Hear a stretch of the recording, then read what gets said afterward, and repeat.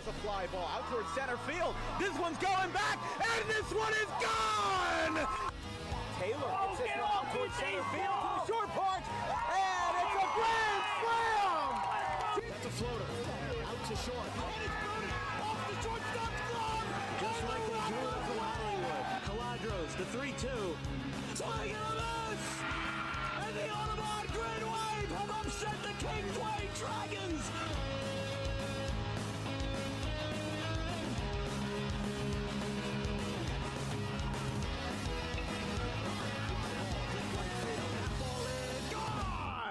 Grant Fournier, 2-run shot to right.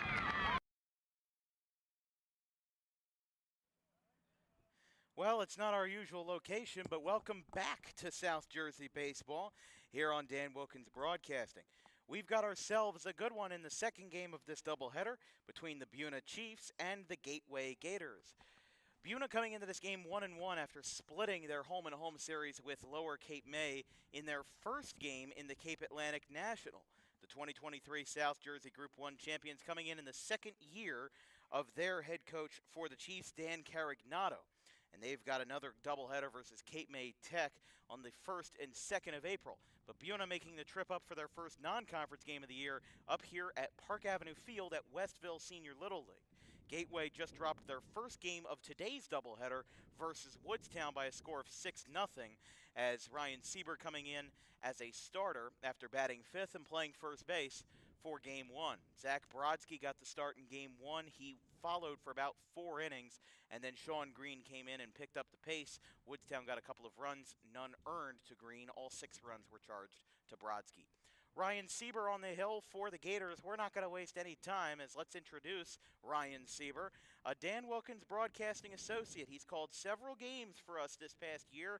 He's excellent for football. He's excellent for basketball. He's one of our best, and I'm very honored to be calling his game today because he is a great friend of ours. We're glad to see him succeed here with Gateway. He had a very small sample size as a pitcher in 2024. He had himself a 12.6 ERA, but that was only in 6 or so innings. The senior who changed his number from 28 to 33 had 4 strikeouts and 5 walks. But as we said, Gateway is one of those teams that really likes to use their pitchers as much as possible. For Sean Green, for example, he had 6 of his 9 appearances in 2024 go over 100 pitches. They're going to set up and throw it down to second in just a moment. So let's introduce Dan Carignato and the Buena Chiefs for their starting lineup, brought to you by Harper Driving School. Dylan O'Connell is the center fielder. He's going to be leading it off for the Chiefs. He's going to be followed, in part, I don't know where I put my lineup card. Well, whatever you've got on the screen, we can read it very well, I'll tell you that much. But guess what? Buena, they'll be going with Ben Cohen in right field, Javon Alexander in center. Jalexis Augusto Sanchez will be the DH. Johnny Morales at third. Aiden Vi in left. Rich Wilson at first base. Donato Vi at second. The pitcher will be batting ninth. Josue Cuadrado. And Brian Pasamonte will be defense only behind the dish.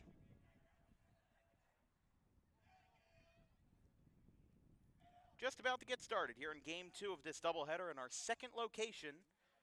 Actually going to get started on time. 1:59 p.m. as Ryan Sieber, the third pitcher to take the hill today for Gateway, will get us started on this sunny and quite warm Saturday afternoon. Sieber looks down his catcher and delivers. Zach Brodsky, the catcher behind the dish, and the first pitch is foul. 0-1, we're underway here in Westville.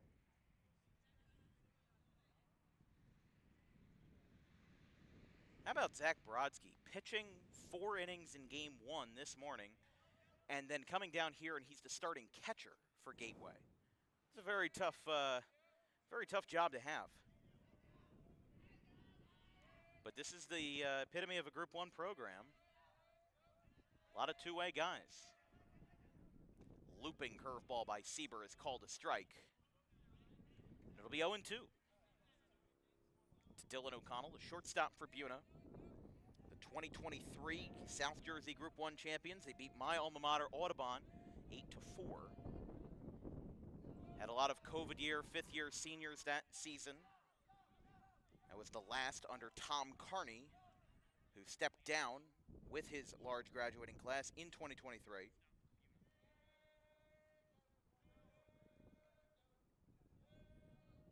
But O'Connell, a senior, batted .292 with the Chiefs in 2024. This one's popped up into fair territory down the first base line. It'll be caught in right field. And that is out number 1. As Colin Murray comes up with it. And now Ben Cohen, the first baseman, will bat.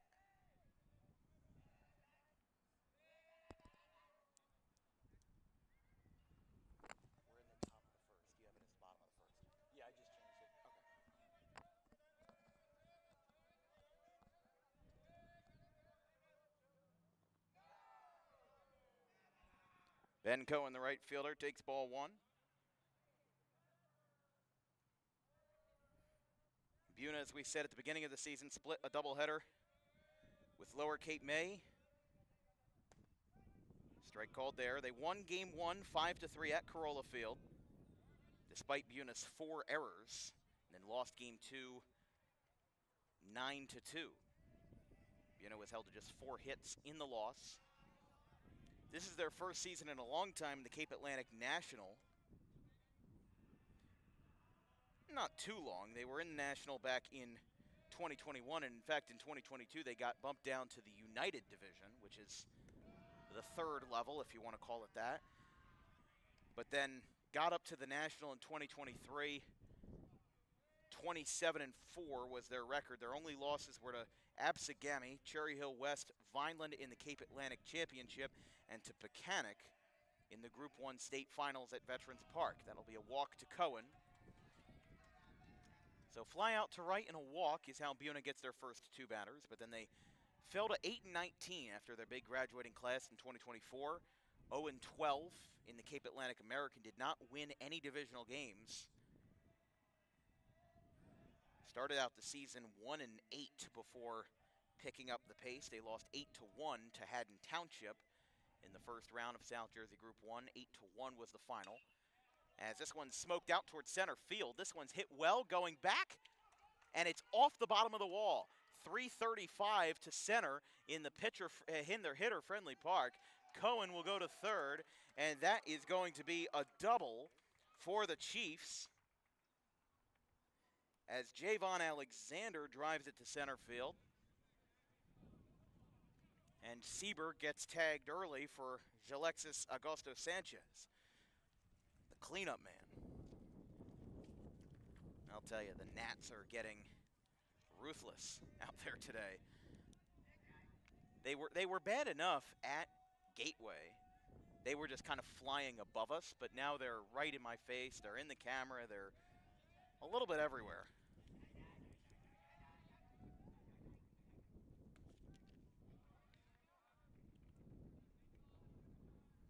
Strike called to Augusto Sanchez.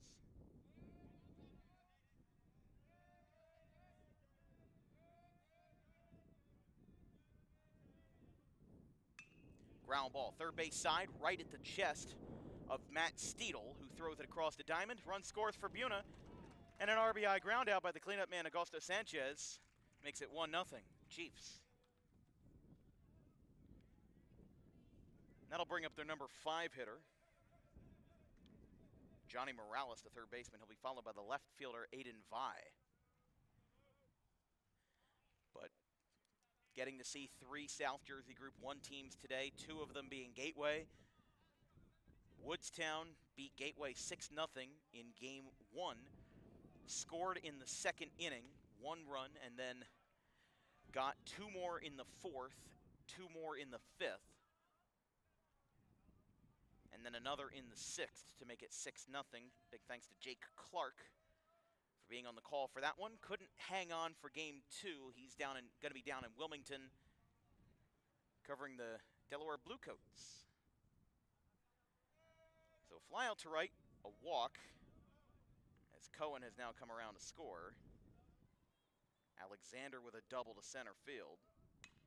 And now this one is hit out towards right. This one's got some distance, and it's caught in right field by Smith to retire the side, by Murray rather. Sieber allows 1 run and leaves a handful on base. Buena leads the Gators 1-0 after a half frame.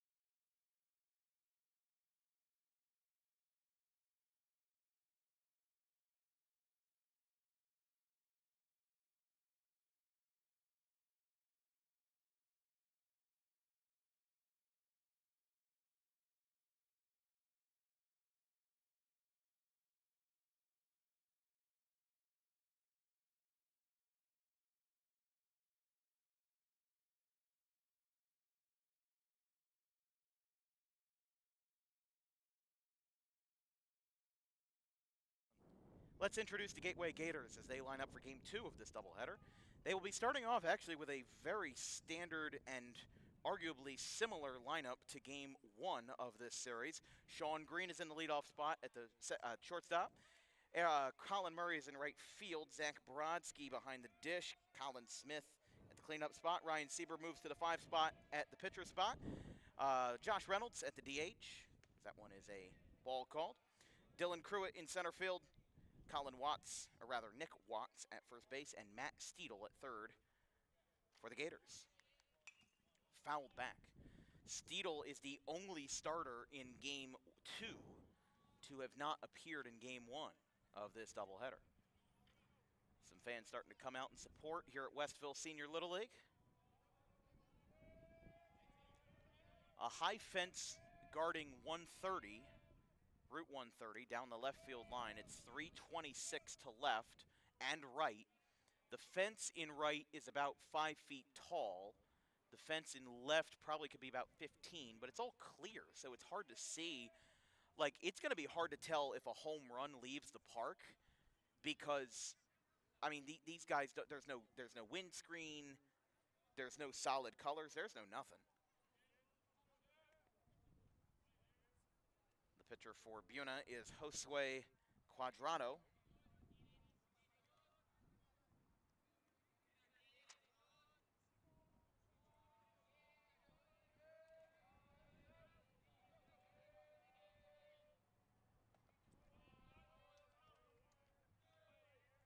Misses there.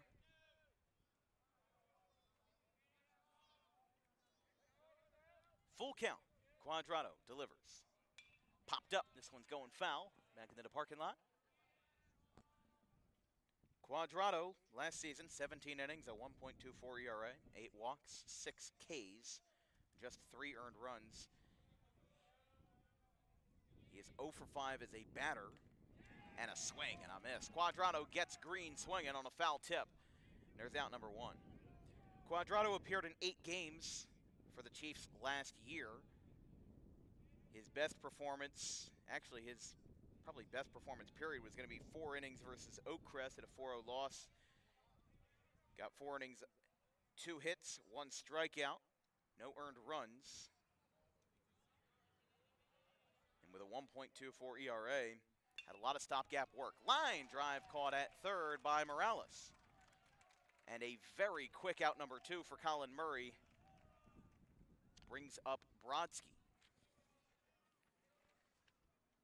That's kind of the back-to-back day and night changes there for Gateway.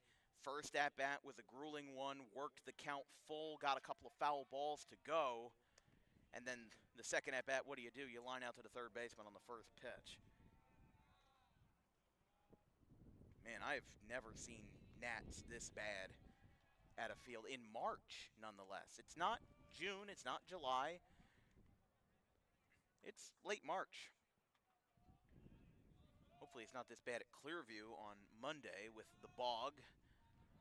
Gonna attract some gnats there as well. Hit him right in the shoulder. And that will be a free base, a painful one for Brodsky. I mean, there are gnats, at least 5 of them crawling all over my scorecard. Wish we could, like, build a press box just out of wood. Well, no, the wood would attract them, too. I don't know. We got here at 1:20, so unfortunately, I could not build a press box in 40 minutes. Don't think I could build one in 40 days. I'm not a handyman. Once went to the first time I ever got an oil change. Guy at Pep Boys said, do you want standard or synthetic? I think it was regular or synthetic. And I said, no, I'm getting an oil change. I made Vince laugh on that one. Swing and a miss there. It's true. It's very true. Mama Wilkins sent me to get to Mount E from Pep Boys, get an oil change, and they're over to first not in time. And I said, the guy said, do you want regular or synthetic? And I said, no, I'm not getting gas. I'm getting an oil change. I don't think I said I'm not getting gas, but I thought he meant like gas. I'm like, why is he asking me about gas? It's up and in. Runner on first for Gateway, 2 outs. I've since learned more about cars since then. If my car broke down on the side of the road, I would still curl into a ball and cry, but until AAA gets there, at least. Aside from the Nats' beautiful day in Westville, 77 degrees at first pitch. Very light wind blowing out towards center field at our backs. Quadrado looks over at first base, and the pitch. Downstairs, that's going to get away from Pasamonte, the catcher. And that will send Gateway's courtesy runner for Brodsky to second base. And to answer your question, that is Andrew Archer down there, who had a pinch running appearance in Game 1.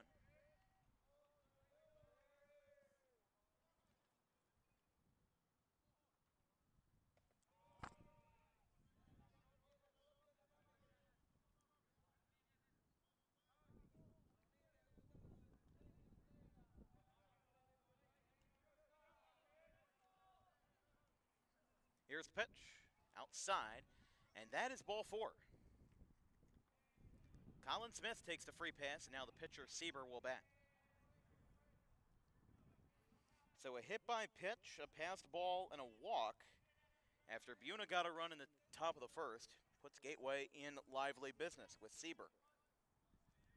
Sieber batted .243 as a junior, and also getting the start on the hill after posting a 12.60 ERA. Not a favorable one, but certainly considering Gateway's depth in the pitching department, going to be looking for some more innings out of Sieber, especially in Game 2. There's a swing and a miss, hefty hack by the left-hander, and it's 1-1.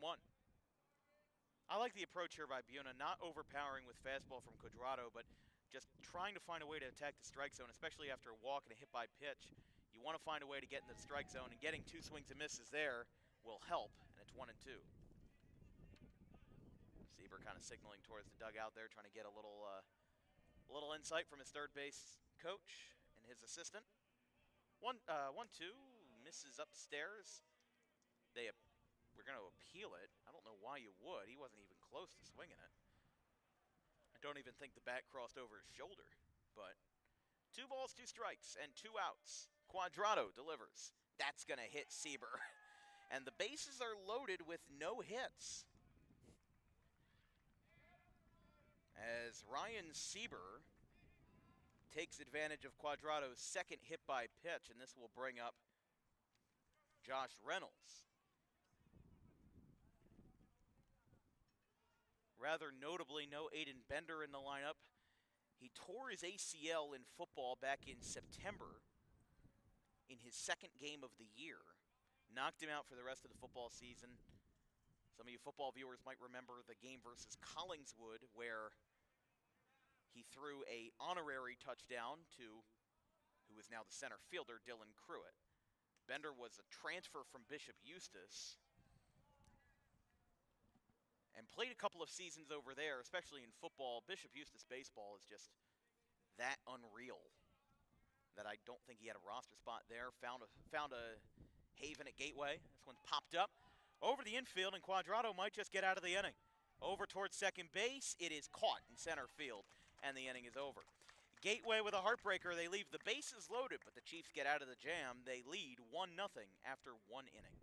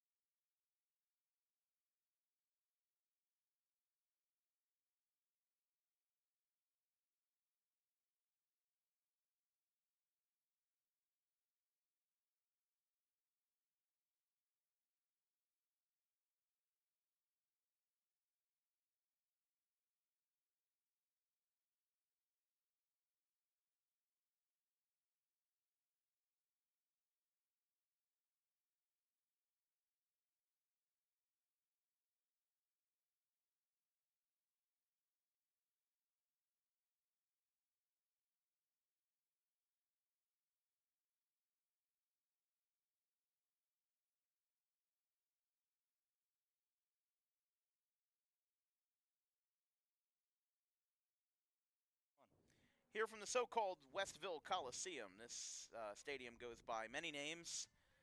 Westville Coliseum, Park Avenue Field, Westville Senior Little League.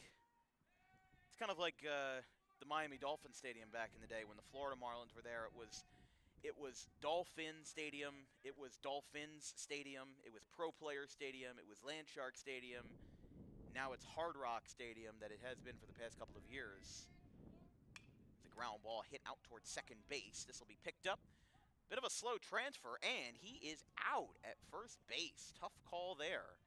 He might have beaten it, if you ask me, but they get bailed out there by Smith, who had a decently slow transfer on the play. Gateway committed 5 errors in the Game 1 loss to Woodstown, including 2 by Smith, but he looks to rebound here. 6, 7, and 8 for Buena.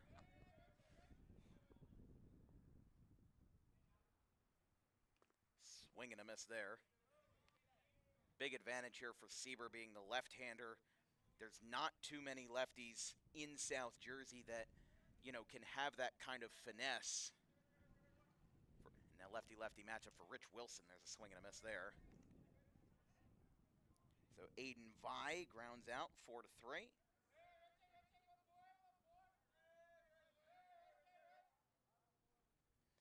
And Aiden's brother, Donato Vi, will bat in the 8 slot. And then Quadrado will follow. We do have to get there first. With 1 out in the top of the second, misses away. Count should be 1-2. 2-2. 2-2. Umpire corrected me there. It's a little bit easier than out in the outfield at the Gateway game with at Gateway Regional. Got a piece of it. And Wilson stays alive in the at-bat. Still 2-2. I didn't even know there was a field here. I was talking to Mike DeChico in the days leading up to the game, and I wasn't sure if I was going to do both. And there's a swing and a miss there. Wilson strikes out for Sieber's first. And there's 2 away for Donato Vi. But when I was talking to Mike DeChico about the game, one of the things I asked him was that, what field are you talking about? I don't know of any fields in Westville. And he said, yeah, it's right off of 130. And he said, you probably haven't seen it because you've driven by it a million times, but you're not looking out the window to look at the field. So, I had seen something here, but, you don't stop to smell the roses a lot of the time out here. There's a ground ball, picked up, fired way over everybody's head. A good rebound keeps the ball in play, and that will be an E6 charged to Green. And Buena with a late base runner with 2 outs. Vi didn't seem too menacing down the first base line. I think Green just tried to put too much into it and overthrew it. Again, playing 2 games on 2 different fields is hard enough because you don't practice on this field. This isn't even the JV field. But like I said, the reason why we're here at the Westville Coliseum is because of the Gateway musical. I don't know what musical it is, but I have never heard of a game getting moved to a different location because of a musical. And what happened was Gateway is having 2 shows for their production, a Saturday and a matinee show later at night. So they're doing a day show and a late show. And in that case, they didn't want any athletics, mostly for a parking issue, because if you've ever been to Gateway Regional, that parking lot out there is rather small, and if you're trying to pack the auditorium, that one hit him right in the helmet. Quadrado, that is, hit him right in the helmet. The bunt just came right back to the return to sender. But, I'd never heard of that before. But in baseball, you see something new every day. Sieber with 2 outs, got a runner on and an error by Green. Second of the day for Gateway. Ground ball in between third and short. Green slides for it, gets stopped on a knee, and Quadrado will help his own cause with an infield single. He'll turn the lineup card back over here as Sieber runs into some trouble in the second. Back up to O'Connell, the shortstop. It's a good strategy for Buena, though. They've got 2 hits already. Augusto Sanchez had the first RBI of the game, and Buena wants to get ahead early on in the game. First pitch, inside. This is Buena's first appearance on Dan Wilkins Broadcasting since September 1st, 2023. They played football game versus Gloucester, lost that game 54-14. Sieber delivers outside, should be 2-0 now. O'Connell flew out to shallow right his first time. It'll be 6, 7, and 8 for Gateway in the bottom half of the first inning. But warm weather all about here in Westville, in the industrial town of Gloucester County. Ground ball out to second. Slow roll there, and the inning is over. So Watts takes it over at first base, and Smith takes it at the chest to retire the side. Sieber with a scoreless second, an error and a hit charged to the Gators. But after 1.5, Chiefs will retake the field with a 1-0 lead.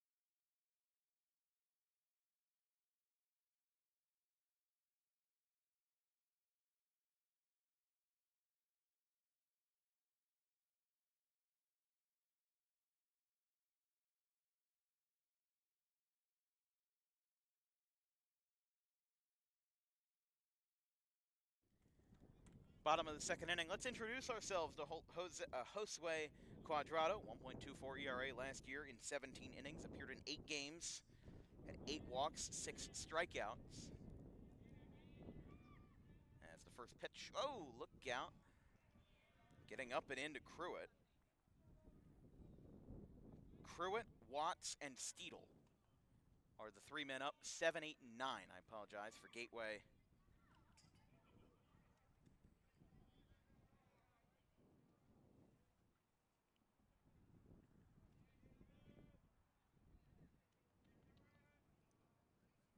Bottom of the second inning, Buena leads 1-0. And an RBI ground out in the top of the first by the cleanup man, Jalexis Augusto Sanchez. So Cruitt, the center fielder, with the fastball, fouls it back. Don't hit my car, please. Runs out onto the road. That one's going to land right in the middle of the street. Had that problem at Gateway, too. If you were watching the stream in Game 1, it was right next to, I think that's Tanyard Road over there.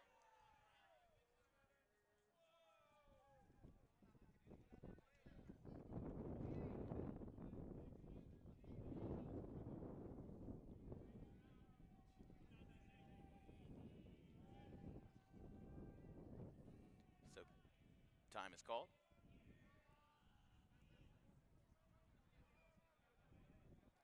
Umpire's trying to let Gateway's dugout know of something. Don't know if they were talking about on-deck circle violations or something, but here's the pitch from Cuadrado. Outside, and Cruitt takes the free pass. Gateway with their 4th base runner, no hits, 2 walks, 2 hit by pitches.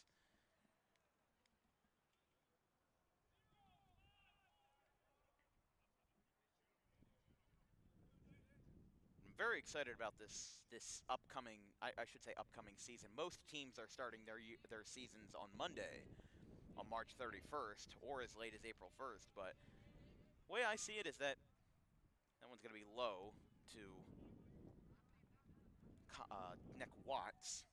But we're covering more teams than ever before with the fact that I've graduated from Audubon. I'll still be doing the Ralph Shaw tournament next weekend, April 5th and 6th, respectively. But I'm very excited to now be like basically fully independent because I get to see teams that I normally wouldn't have seen before in different situations. I mean, Gateway playing a doubleheader in the last Saturday in March. Oh, that one gets behind. Watts falls down. Not exactly theater there, but he definitely went against all odds to duck out of the way. Count should be 2-0, I believe. 3-0. 3-0. Could this be walk number 3? It will be. And Watts with a free pass. This will bring up third baseman and also not former, but DWB associate Matt Steedle.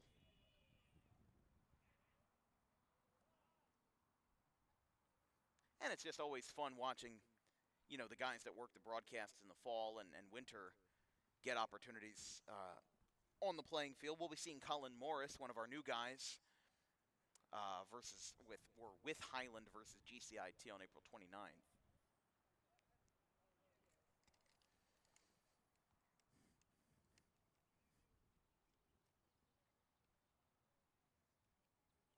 Mound visit for Buena, as Steedle will bat as the 9 spot for Gateway. This broadcast is brought to you by Harper Driving School. Over 90% of students who take their New Jersey State driving test with Harper pass on the first attempt. If you like those odds, you can book an appointment today at Suite 4 of the Total Turf Complex in Pittman at 614 Lambs Road. Proud to renew our partnership with Harper Driving School as this one is fouled back right over our heads and just nearly missed the Acura behind the street. Steedle, the number 9 hitter for Gateway, with 2 runners on. Buena has had 3 walks and 2 hit by pitches. Gateway has had 5 base runners with no hits. They were held to 4 hits in game 1, 3 of them in the 7th inning. Only had 1 hit in the first on a leadoff single as Steedle swings and misses there.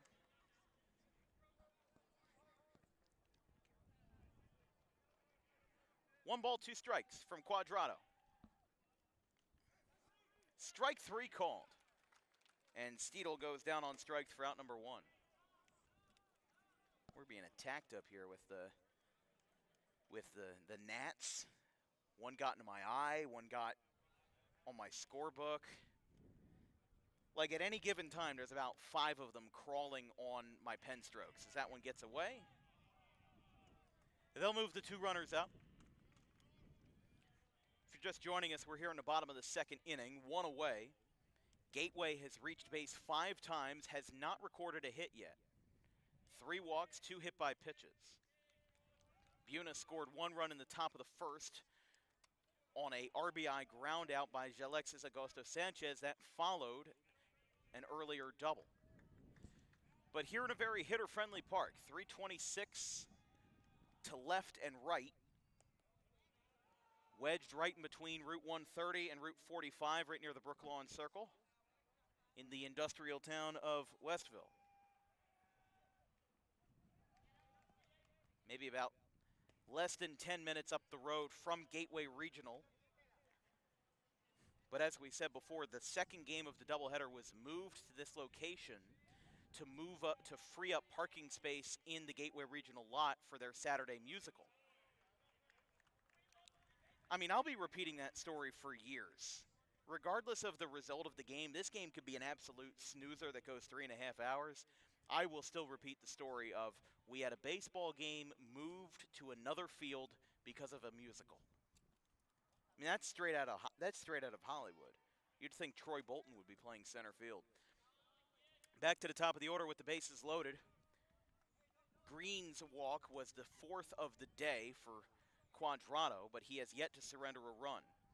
Colin Murray, the right fielder, is up. He lined out to 3rd on the first pitch of his at-bat. Outside there, going to be 2-0. – .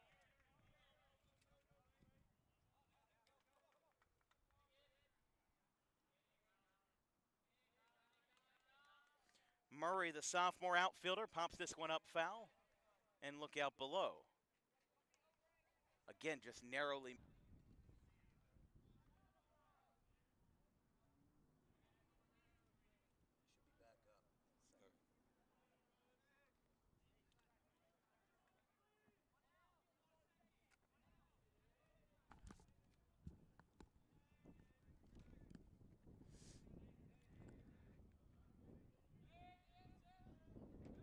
Yeah, we're back on. Sorry about that, folks. Had an issue there with our internet connection. There's 2 on for Buena. What you missed, Gateway scored 2 runs in the bottom of the third on a RBI double by Dylan Cruitt and a sacrifice fly to left. Buena has 2 runners on. Morales singled in the top of the 4th inning. He got caught in a pickle and was out number 1. Aiden Vi singled, and now Rich Wilson singled. So back-to-back-to-back singles. Now both runners will advance for Buena unless they get the out at third, which they do not. As Donato Vi is at the dish now with 2 runners in scoring position.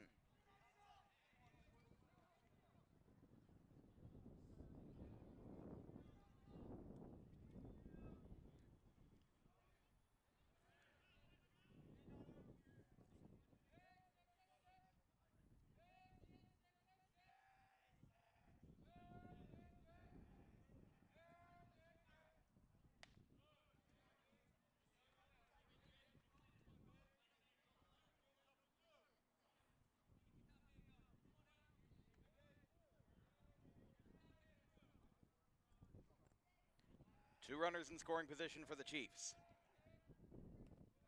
Inside.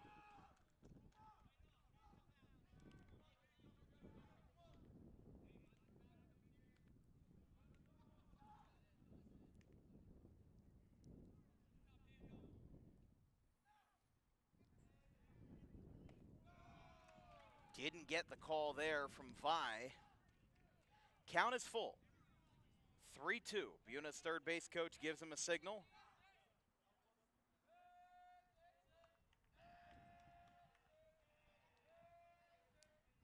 Full count, foul down towards the Gateway dugout.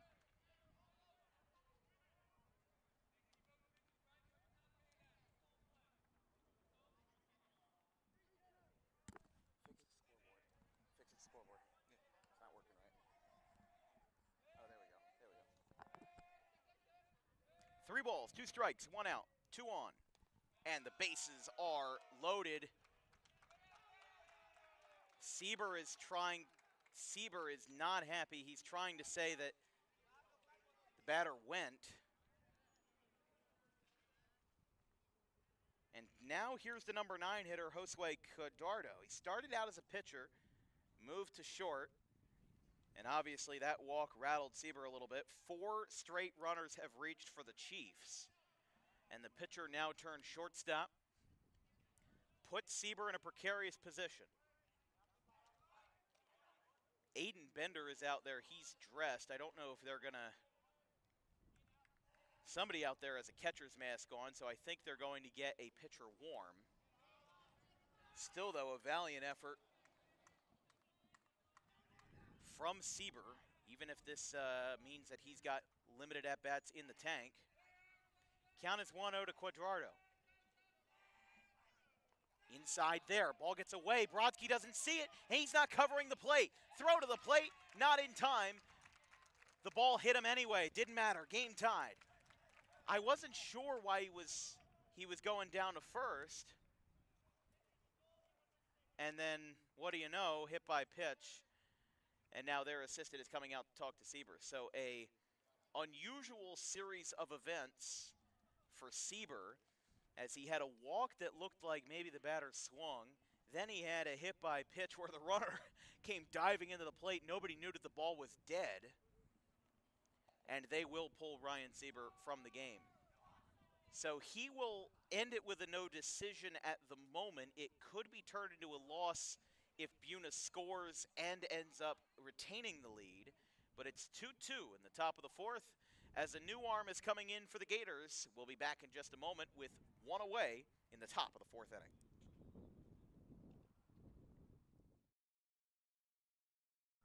Garden State Pet Center is an independently owned full-service pet store. Our specialty is promoting companionship between people and animals by providing the healthiest product choices available, including all-natural foods, supplements that support and relieve health issues, and innovative products for pet parents. Our goal is to provide our customers with a relaxing environment, and while we're not striving to be the biggest store on the East Coast, we're striving to be the best.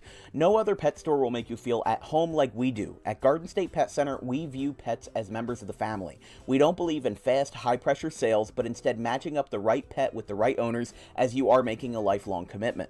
Together with our team members, we would like your visit to our store to be both enjoyable and educational. Simply drop in and take a look around. View the birds, reptiles, small animals, toys, food, cages, and miscellaneous items. Learn of the services we have to offer and decide for yourself if this is the store you'd like to call your home away from home.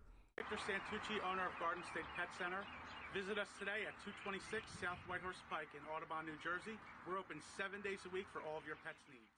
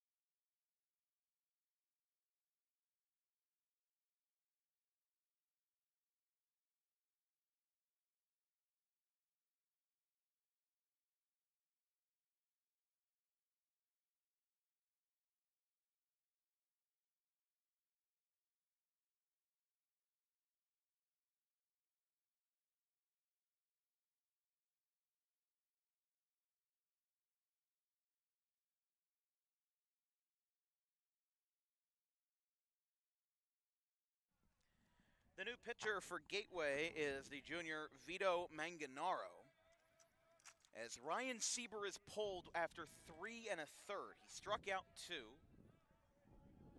His first run was earned. His second, actually both runs will be earned there. That ball gets away from Manganaro and from Brodsky, the catcher. Game is tied 2-2. Again, when our broadcast cut out, Gateway scored 2 runs in the bottom of the third on an RBI double by Dylan Cruitt and a sacrifice fly. Buena recently tied the game back up. Strike called. They're going to back pick to first. Didn't get him. Sieber, the new first baseman. Again, this is Group 1 baseball. You stop pitching, and then what do? You don't go to the dugout. No, you go right back into the field. You go right back into the fire, which is first base, one of the most intensive positions that there is, right after pitching 3 1/3. Runner's going to go home on the squeeze. They get him at the plate. They got him. Both runners will advance to second, but a hard collision has banged up Richie Wilson. Wilson is out at the plate, and the score remains 2-2. Tried to go for the safety squeeze, and it was a good idea. He dropped it down. What we saw with Woodstown earlier, they tried the same thing with the bases loaded, but the runner didn't go from third. So it was just an easy shovel to the plate. That time, Buena learned the mistake that Woodstown made, forced their hand, and made the play. 2 outs now after Wilson is out at home. Umpires are going to talk this one over.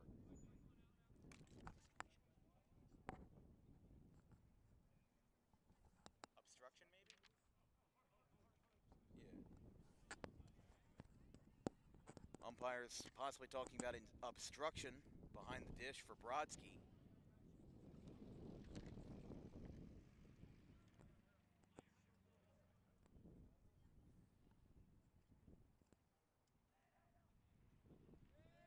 O'Connell at the dish is the leadoff man. Score remains tied 2-2. The umpires conferenced and confirmed the call. But that's not going to matter now as there's a base hit to right. It drops in front of Murray. This is going to get 2 runs home, and Dylan O'Connell breaks the 0 for 2 and gets a 2-run single to right. Buena leads 4-2. So obstruction call or not, they make up for it with a 2-out, 2 RBI single. And the Chiefs now lead 4-2 as Donato Vi and the pitcher, or former pitcher, Quadrado, score. And we're going to have a courtesy runner for the pitcher, O'Connell. Oh, I was going to say, that would have been a huge power play, moving the runner up 2 bases by accident. But Elwood Taylor, the sophomore, will be the courtesy runner for Dylan O'Connell. We've got dogs in the audience tonight. Got a big floofer down the right field line. No idea what breed that would be. I have no idea.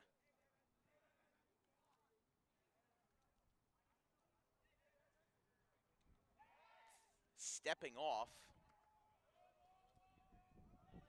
Didn't get it there.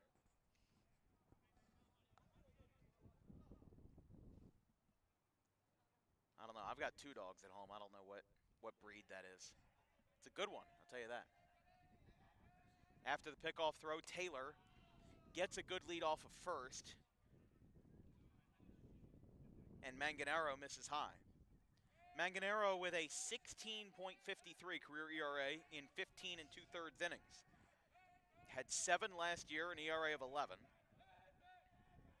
11 earned runs, 11 walks, and 6 strikeouts. He's got 15 Ks in his career.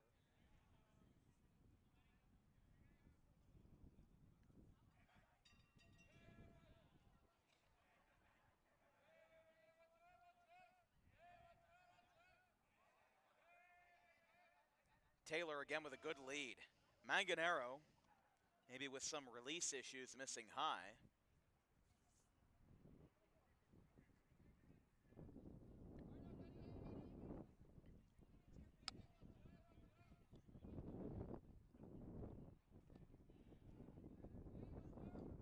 Taylor's taking some big leads. They're going to back pick again. Sieber can't get the ball. Goes into right field. It's picked up by Smith. That will be an error on Gateway as Taylor, they got a little bit aggressive with the back pick. They've done it twice. Woodstown did it with Ty Koblenz and it worked, but this time not as successful. As an E2 will be charged to Brodsky. Across this doubleheader, that is the 7th error by Gateway. They had 5 in game 1. And now they pick up their second of the second half of this 2-step. Upstairs, above the letters. A lot of Gateway folks showing their support on this lazy Saturday. Last Saturday in March, probably the best day weather-wise of the year so far. 77 degrees at first pitch. The clouds have made it even better because it felt really hot when the sun came out. That's going to be a walk to Ben Cohen. Ben Cohen pulling off a 2018 Bryce Harper here. He has walked 3 times in 3 plate appearances. And now you've got Javon Alexander. He has a double and a flyout, 1 for 2 to his name today. Out of the left-handed batter's box, this was more of a platoon for Sieber. Now lefty versus righty facing the reliever, Manganaro. With 2 outs here, Buena with their 8th batter of the inning, outside. I mean, Brodsky has been having to jump up from the crouch on almost every pitch. And now, Manganaro, he's got to get that ball down. The ball's way too far up. It's not wild. Brodsky's bringing it in. And there we go, finally gets a strike down there. But he's got to get the ball down in the zone. His release point is a little bit too early. And he's, just firing the ball up right above the letters, right at the eyes, right at the helmet. It's not a good philosophy to go by, especially with 2 runners on. I think he's getting a little bit rocked. That one goes behind Alexander. Both runners advance on the wild pitch as Javon Alexander brings the applause to the Buena crowd.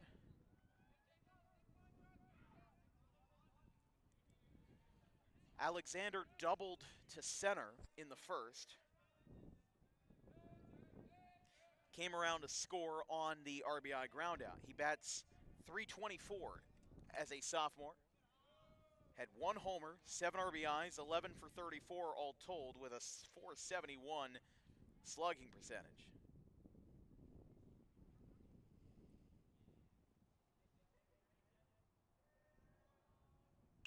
This one is roped out to right center field, and that ball is off the bottom of the wall. Hard to tell with the transparent fence. 2-run score. Javon Alexander with his second double of the day, and it's 6-2 Buena as they've put up a 4-spot. In fact, a 5-spot across 8 batters in the top of the 4th.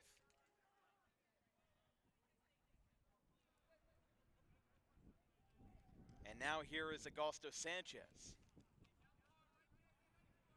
I thought that ball had a chance of getting out just because of the short dimensions here. But no such luck. .326 down the left and right field lines. And a very short center field as well. Strike called. Looks like just taking a gander at the center field sign out there. That says .338.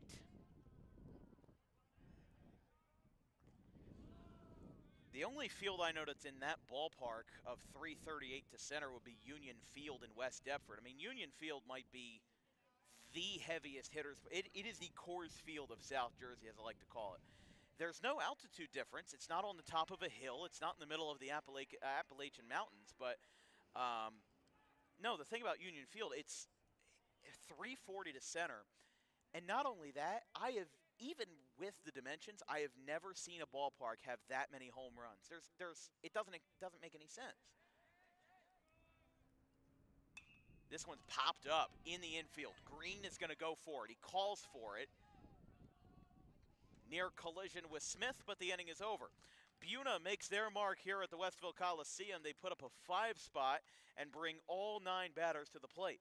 Gateway will look to respond after their reliever, Manganero, comes in to relieve Sieber.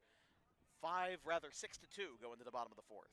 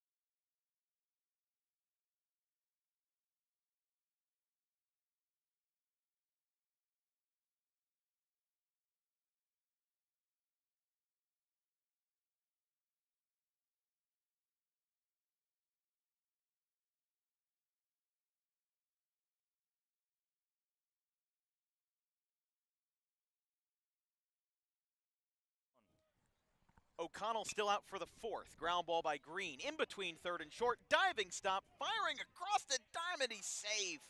Green got in there by a step. An admirable play by Cuadrado. And Buena gives up an infield single after Gateway gave up 5 runs in the top of the 4th inning. This broadcast is brought to you by the Rowan College of South Jersey Roadrunners. Nationally recognized champions on the field and in the classroom. You can get more information on how to join the Roadrunners by filling out a prospective athlete form at rcroadrunners.com or visit any of their open houses coming up in the spring and summer And also visit them on our social medias at RC Roadrunners on all platforms. Join me and the Roadrunners in a national championship conquest as some of the best JUCO athletics in not only South Jersey, not only New Jersey, but the entire USA. Visit them today, rcsj.edu or rcroadrunners.com. Fouled straight back by Murray, the right fielder. 0 for 2. Line out to third and a fly out to center in his first two at-bats. Green got his first hit of the day. Gateway had 3 hits in the third. That was their 4th of the game, their 8th of the doubleheader.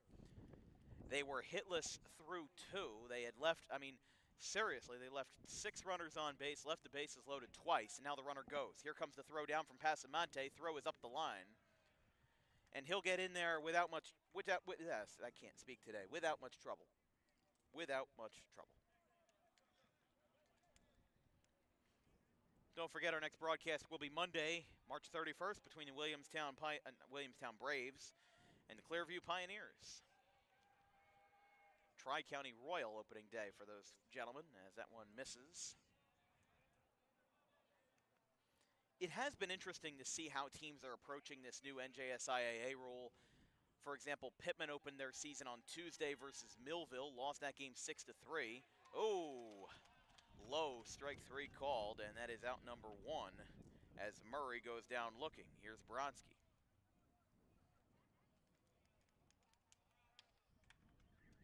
But Pittman only played 2 scrimmages. They had Delsey and Cherry Hill West, 1 at home, 1 on the road. They split that scrimmage series. Meanwhile, Bridgewater Raritan, one of our North Jersey friends, they are playing Mendham today in their 9th scrimmage of the year. Popped up. Brodsky drops the bat. Alexander out, and he makes the catch. Out number 2. Seemed like that ball had a chance of getting down just because of how many people were going for the same real estate, but no cigar there. Colin Smith is the next to bat. Bottom of the 4th inning, Dylan O'Connell, second pitcher of the day for Buena. Both teams have traded a relief pitcher. Vito Manganaro in for the Gators. Dylan O'Connell in for the Chiefs. Strike called.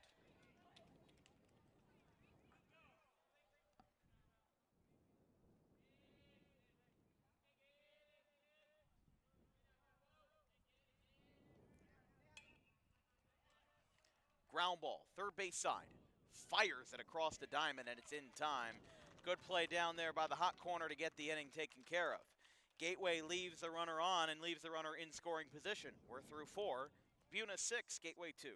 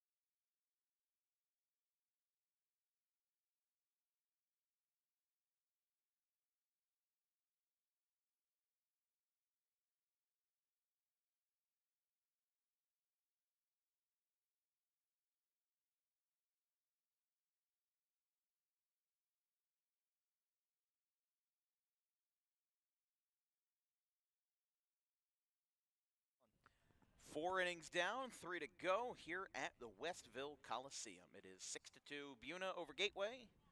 Here from the concrete steps of this little, I don't know what it's called, this little weird field between 45 and 130. Gateway lost game 1 of the doubleheader 6-0 to Woodstown.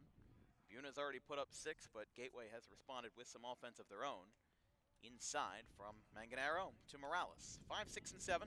Morales, Aiden Vi, and Rich Wilson. Rich Wilson was out at home in the 4th thanks to a controversial no call on batter's interference. Buena made up for it with their own sort of offense as they put up 5 runs. Scored once in the first inning, went scoreless in the second and third, and then, as we said, put up a 5 spot in the 4th. As now Morales, who flew out to right and singled in the 4th, 1 for 2 today, is next, or is at the dish. That one is way high to Morales.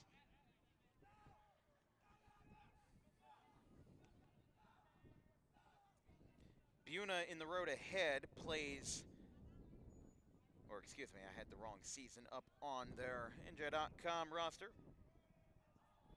They are coming into this game 1-1. There's a ground ball into right field off the glove of Smith. Would have been a base hit either way, but Smith tried to come in and save it. And Manganero gives up a single to Morales to set up Aiden Vi, who is also 1 for 2 on the day, as Morales picks up his second single. They play Cape May Tech in a home-and-home. Buena home on the 1st of April, away on the 2nd. Then home to Glassboro on April 5th at 10 a.m. Another home-and-home with Holy Spirit in Atlantic City. In fact, after Glassboro, their next 8 games are all Cal National matchups that are home-and-home, as in one game on the home side, the other game away. They've got a 2-set with Holy Spirit on the 7th and 8th, Atlantic City on the 10th and 11th, Absegani on the 15th and 16th, and ACIT on the 22nd and 23rd. The next time that they don't have one is St. Joe's Hamilton, another Cal team, but a Cal United team, on April 25th. So they'll be playing a lot of divisional games. And they actually don't have that many out-of-conference games scheduled. They've got Glassboro, as we said, that's 1. They've got Gateway again on May 9th. That's going to be a home game for the Chiefs. So this will be their first of 2 meetings, just like Gateway is playing Pleasantville twice. Paulsboro on the 12th, Shalleck on the 15th, and then Cumberland on the 21st at Cumberland, which is where we were on Thursday, where Vineland won 5-1 over the Colts. Runner moving in for a bunt. There's a fly ball by Aiden Vi. Out the straightaway center, Pruitt spreads his arms, calls for it, and there is out number 1. So a single and a fly out brings up Rich Wilson. Good to see that he's staying in the game after that shakeup over at home plate that, as we were talking with some folks in between innings, definitely probably should have been called a batter's interference, but as we said, bad calls aside, Buena made up for it with a 5-run inning. Pitching coach going out for Gateway. Looks like a left-hander is ready to come in. They will call Manganero out of the game, or at least it looks like it. Calling in their right fielder. That would be Colin Murray. Again, Group 1 baseball, call in your right fielder to pitch. I mean, that's just how people roll around here. I don't mind it, but they're going to do a 1-for-1 swap. Actually, they're going to do several swaps here. I think what they're going to do is they're going to move number 4, Nick Watts, from right field into pitch, and then they're going to move number 26 out to right. In that situation, that is going to be, actually not sure who that is out there, number 26 for Gateway. So Murray grabs a pitcher's glove. He is going to pitch, moving in from right. And they're going to move number 26, who is not on the NJ.com roster, out to right. We'll be right back after this break with a DWB pitching change.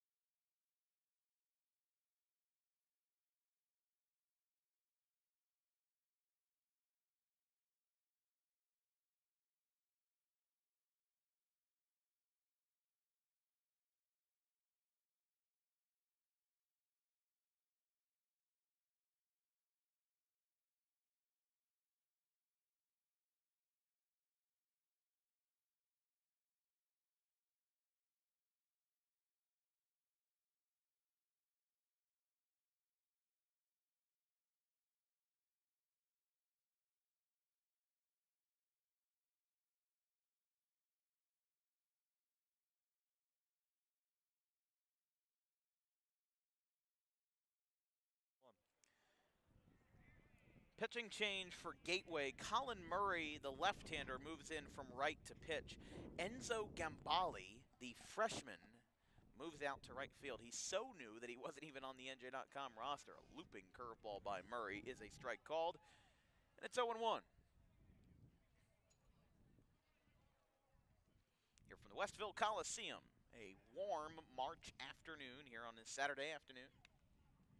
Having fun out here with the Buena Chiefs as that one goes away from Brodsky.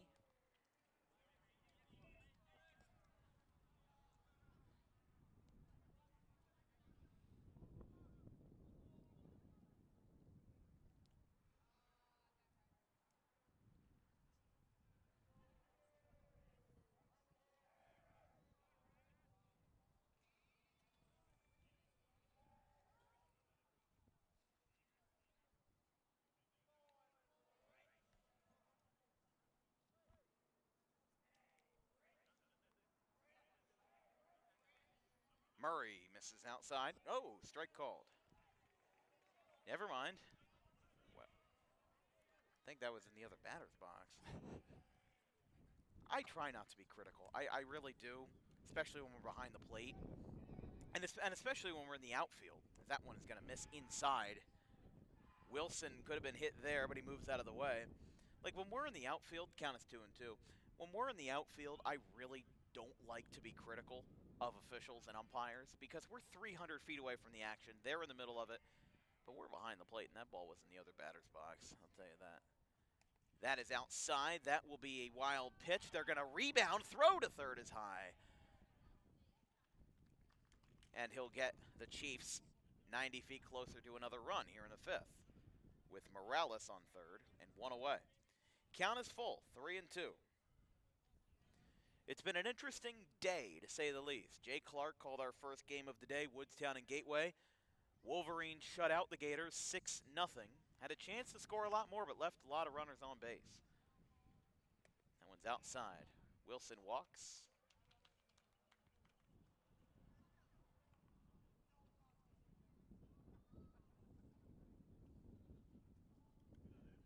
And that will bring up Donato Vi with 2 runners on and 1 away.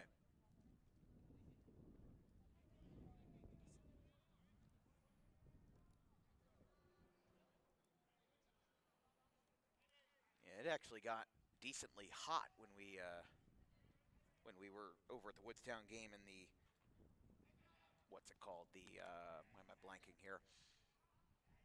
The sun came out.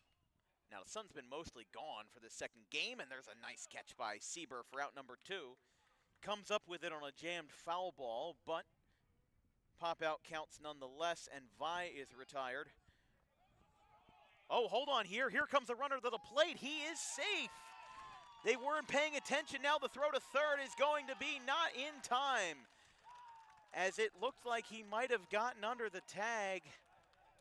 And Buena scores thanks to a Gateway mishap. Brodsky not happy with the call, and it looked like maybe he tagged the runner's ankle. And the score is now 7-2.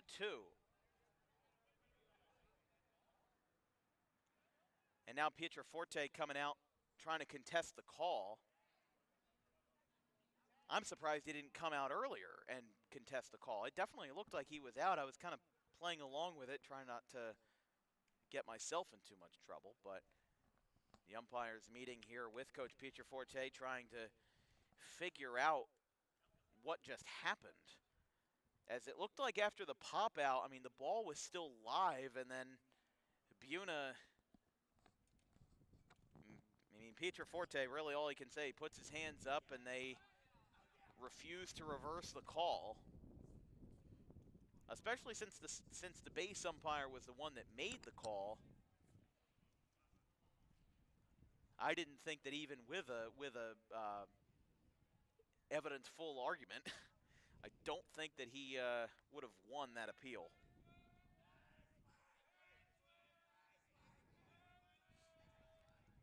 Here is Quadrado. O'Connell on deck. Misses inside. That will be a hit by pitch, so it's a dead ball. And Quadrado has been getting banged up. That's his second hit by pitch. And in total, it is the 6th hit by pitch administered to both teams today. So both teams will be in excess supply of Tylenol tonight and tomorrow. Runners on the corners.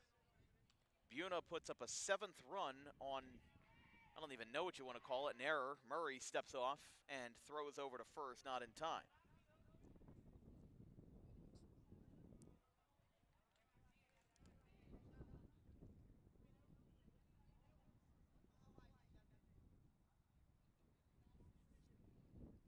Inside, that gets away. This is going to be another run. Brodsky couldn't find it. Throw to the plate, not in time. And Buena with another run. Now the ball gets away, and defensive miscues left and right as the Chiefs now lead by 6 runs, 8-2. Just very unfortunate breakdown here for Gateway.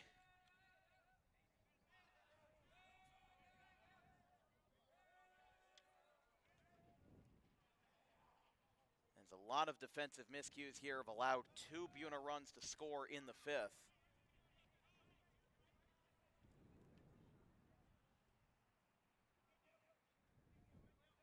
Bender looks like he's warming up down the left field line.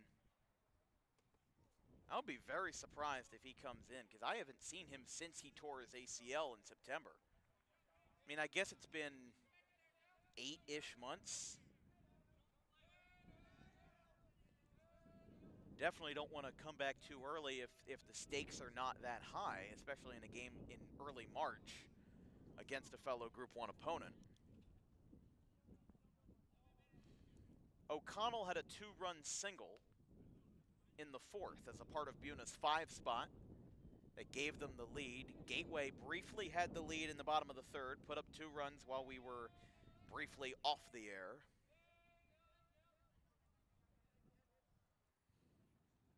And the pitch.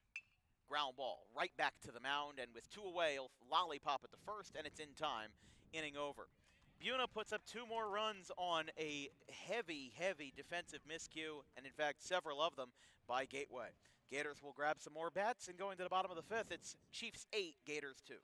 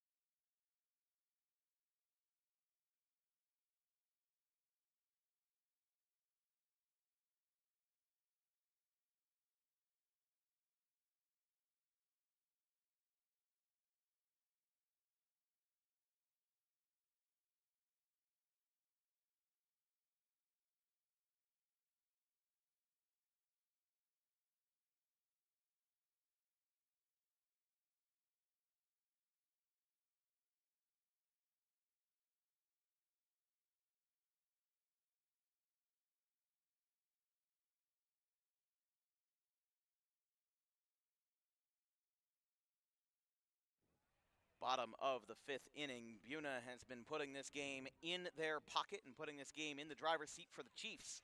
They lead 8-2 as Ryan Sieber leads us off in the bottom of the 5th. Takes a change-up, and it looks like he missed 1-0. 5, 6, and 7 for the Gators. Sieber, Reynolds, and Cruitt. Sieber late on the swing. Still got to run it out, and the pop up to third is caught. Out number 1.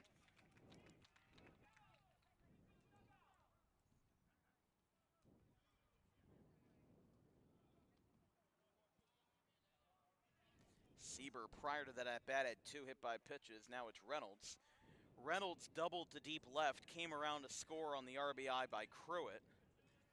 And that was what gave Gateway a brief lead in the third, 2-1. Like we said, Buena scored in the top of the first on an RBI groundout by Alexis Augusto Sanchez. Gateway responded with 2 in the bottom of the third. Buena got 5 in the top of the fourth and added 2 more on in the fifth. None of their 2 runs were on hits. They had a bunch of defensive miscues that they took advantage of against Gateway. And Reynolds with a big swing, 2 strikes against him now. And that right-handed batter's box, very faded here at the Westville Coliseum. 0-2. Line drive out to short, picked up, right through the 5-hole of Quadrado. Now Reynolds going to second. The throw will beat him. He's going to back pick to first. The base popped out, but he stepped on the base in time, and he's safe. Some of these fields that don't get maintained as much have that problem where the bases are popping out. We saw that with a couple of the stolen bases where the root of it just isn't deep enough into the ground, and it just comes out.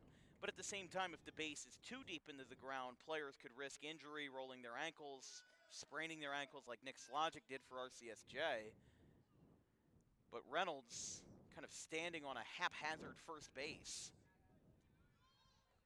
as he'll take a lead here. O'Connell now facing Cruitt after what will be an E6. There's a bunt, goes straight in the air, throw to first is in time. Barely got him by a step.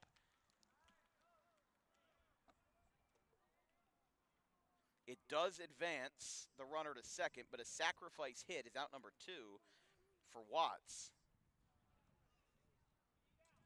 So here's Nick Watts. Buena leads 8-2 here in the bottom of the 5th inning. Buena looking for their first out-of-conference win of the year. They split a home-and-home with Lower Cape May in their first Cape Atlantic National action. This one's popped up. Back behind us, it'll go out of play and look out below. That smacked the concrete right there. You saw everybody run away like we're in Final Destination.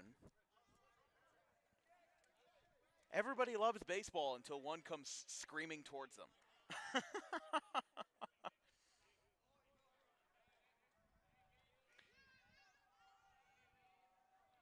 0-1 to Watts. Runner in scoring position, misses up and in.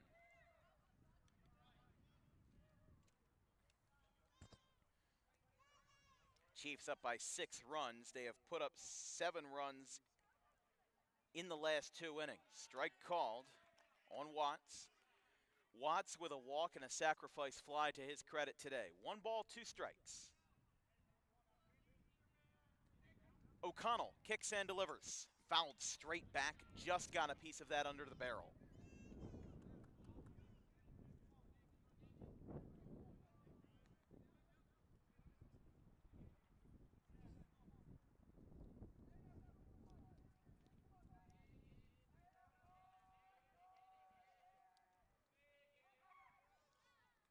That one skips away. Reynolds is going to get the third. Count will now be even at 2-2. Somebody didn't like that call. And baby crying. Might be a Buena fan.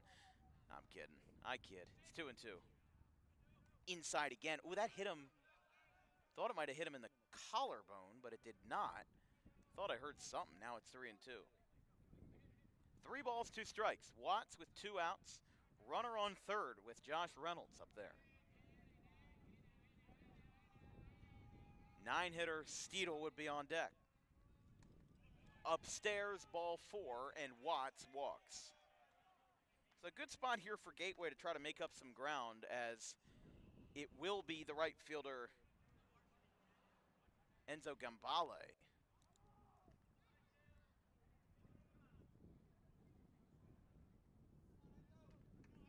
The freshman Enzo Gambale getting his first career at-bat here for the Gators.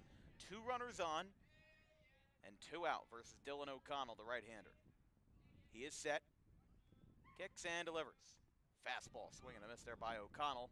0-1.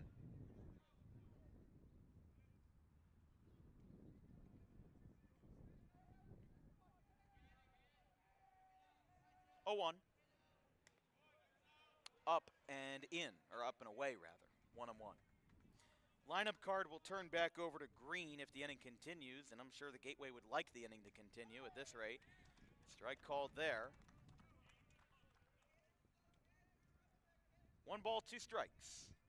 Gambale in his first at-bat looking to get the better of the seasoned veteran O'Connell. Got him on the outside corner.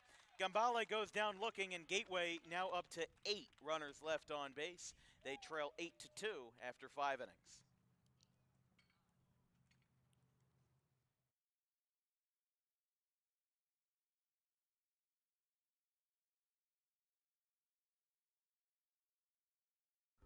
Garden State Pet Center is an independently owned full-service pet store. Our specialty is promoting companionship between people and animals by providing the healthiest product choices available, including all-natural foods, supplements that support and relieve health issues, and innovative products for pet parents. Our goal is to provide our customers with a relaxing environment, and while we're not striving to be the biggest store on the East Coast, we're striving to be the best.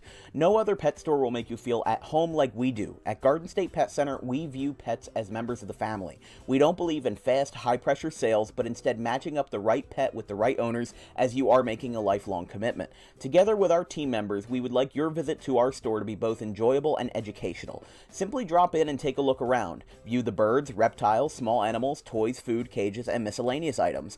Learn of the services we have to offer and decide for yourself if this is the store you'd like to call your home away from home.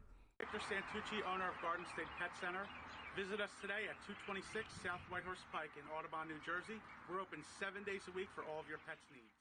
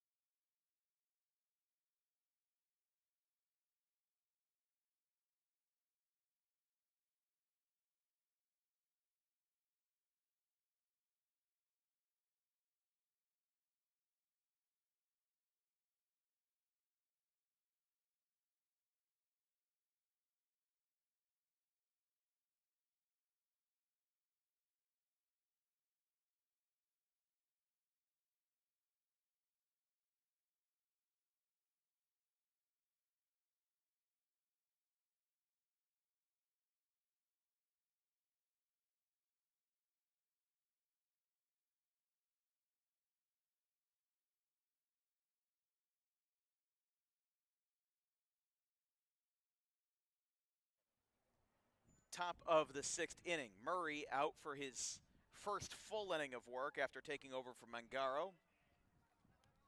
Buena up by 6 runs. They scored 5 in the top of the 4th inning. Brought 9 batters to the plate. This time had 6 men up at bat. Now it's 2, 3, and 4. Ben Cohen, Javon Alexander, and Alexis Augusto Sanchez as the southpaw faces the right fielder Cohen. This broadcast is brought to you by the Dangerous Adrenaline Wrestling Gladiators, or Dog Pro Wrestling, New Jersey's best premier wrestling organization with high-flying events and non-stop entertainment throughout the Garden State. For more information on future events, visit dawgprowrestling.com.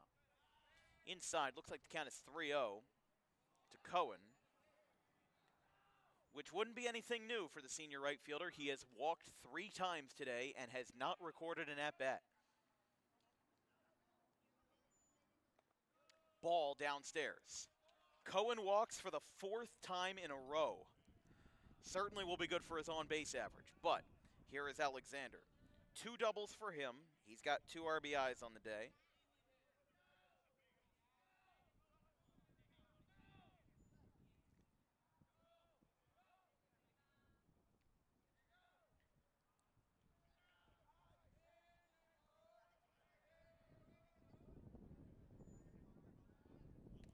First pitch to Alexander is low, 1-0. By the way, some out-of-town scorecards from around the state. Christian Brothers beat Brick Memorial after a late deficit. They won 9-4 at Brick Memorial. Still waiting on some other scores to come in. I know Washington Township was up big on Camden Charter. That one is away.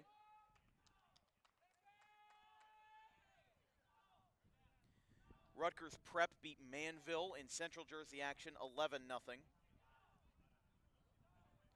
Holy Cross beat the George School in Pennsylvania 9-2.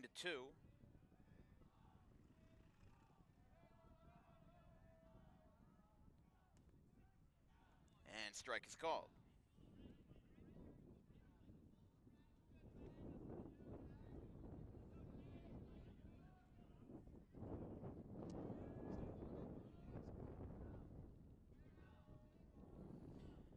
Swing and a miss. Alexander loses his cap. Took a big swing there.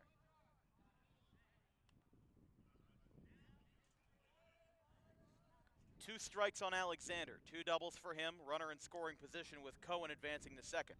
By the way, Heightstown beat Steiner 4-3.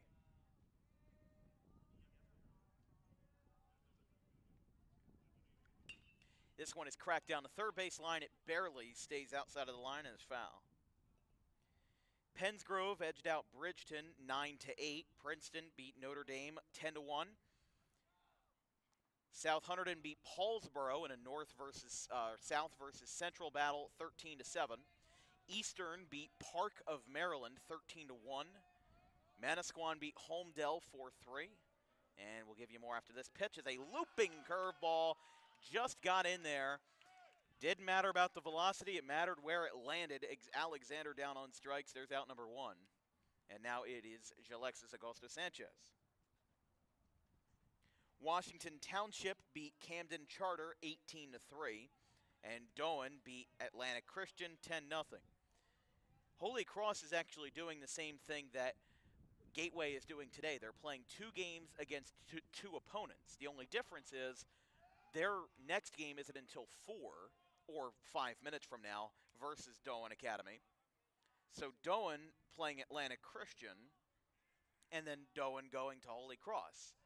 The original plan for this doubleheader was that Gateway was going to play Pennsgrove, but it made more sense for Buena to come up and play a standalone game on a free Saturday instead of Pennsgrove having to go up from a home game at Pennsgrove up the highway, up 295, all the way up to Westville. Would have been about a 30, 35-minute trip. Makes more sense for Buena to come up instead of Pennsgrove, because Pennsgrove would have been playing two games, one at home, one on the road. Meanwhile, Gateway's playing two games in relatively close geographical distance to each other, and Buena coming up to play a standalone along with Woodstown coming up to play a standalone. Woodstown's already home. They're back in their locker rooms, and players are probably already, firing up the Xbox right now. But Gateway is working hard. Swing and a miss. Murray, back-to-back strikeouts on curveballs. Augusto Sanchez is out for out number 2 and strikeout number 2 for the sophomore left-hander. So here's Morales. Morales 2 for 3. Fly out and 2 singles. Has not scored yet in today's contest.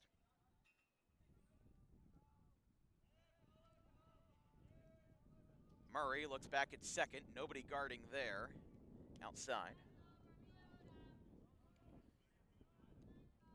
Don't forget, Dan Wilkins Broadcasting is selling merchandise for the 2025 baseball season. Hoodies are $25. Trucker hats are $20. Beanies are also $20. Gym bags / drawstring backpacks are $5. And T-shirts are $20. You can send us an order form at thedanwilkinsshow@gmail.com with the items that you need, the sizes. They go from youth sizes all the way to adult 3X. And there's a swing and a miss. I will say those hoodies, I do like to run them big. Not that I have a choice in the matter, but I wear the 2X for the hoodie. It's very comfortable cotton. And it's great for when April starts to get cold again. There's a ground ball, sliding stop. Smith can't get the play. Ball gets away. Base comes out. Runner's coming home. And scoring from second on a ball that fails to leave the infield is Morales. And it's now 9-2 as Cohen comes in to score for the second time today.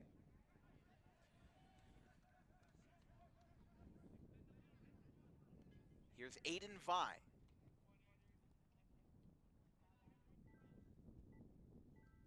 For just joining us, Buena leads 9-2 over Gateway. They just scored again as that one misses upstairs.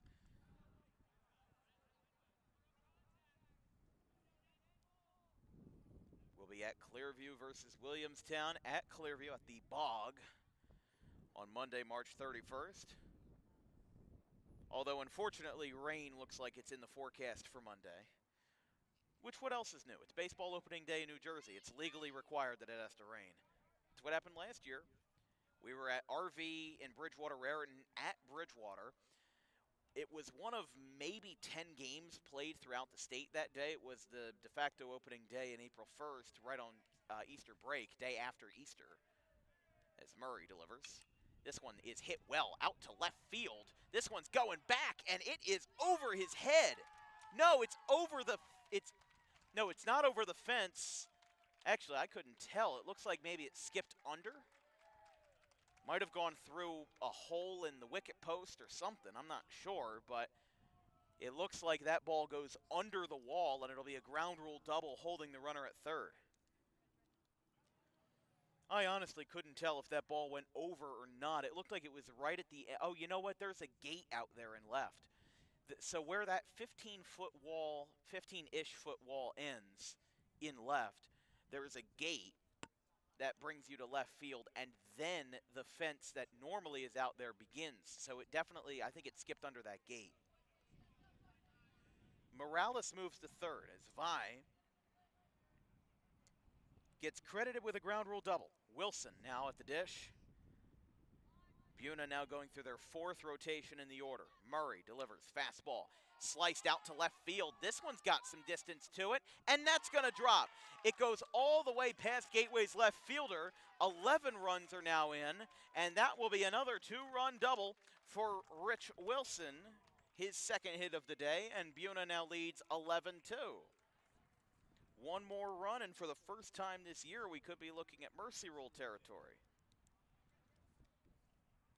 And honestly, I thought this game was going to be closer than the Woodstown game. If you asked me at 7:30 a.m. when I woke up this morning, I would have said that the Buena game would have been closer, and the Woodstown game would have been a lot more favorable to Woodstown. And I think that, well, I was definitely wrong on that, but Gateway still has plenty of time to turn the ship around. Although plenty of time might be a little bit of an exaggeration. Only 6 outs on the board, and if Buena scores to make it 12-2, they would be down to 3 unless they cross the plate there.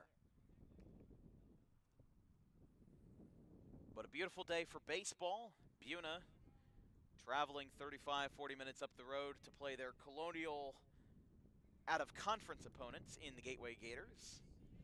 Buena would improve to 2-1 with a win. That one goes to the backstop again, and now that 12th run will be over at third.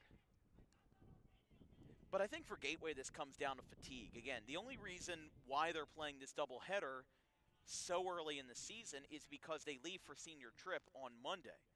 And if you're Mike DeChico or if you're Mike Pietroforte, do you want to start your season on April 7th? That probably isn't a good idea. But Murray gets a swing and a miss, and it looks like we will go to full 7 today as Buena leaves that 12th run on third. We go to the bottom of the 6th. It is Buena 11, Gateway 2.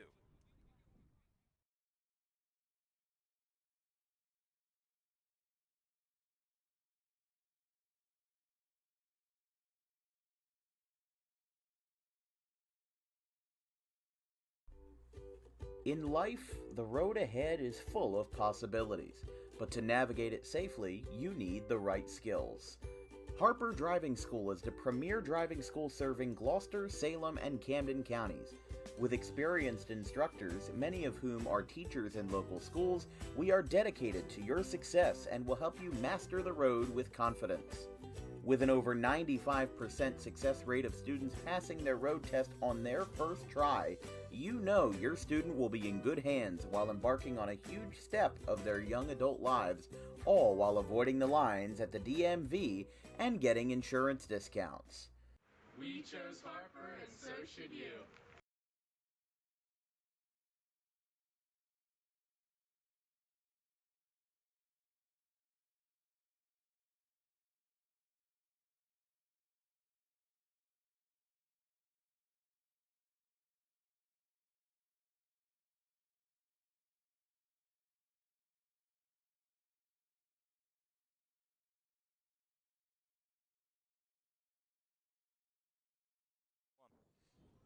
Good crowd on hand here at Westville Coliseum.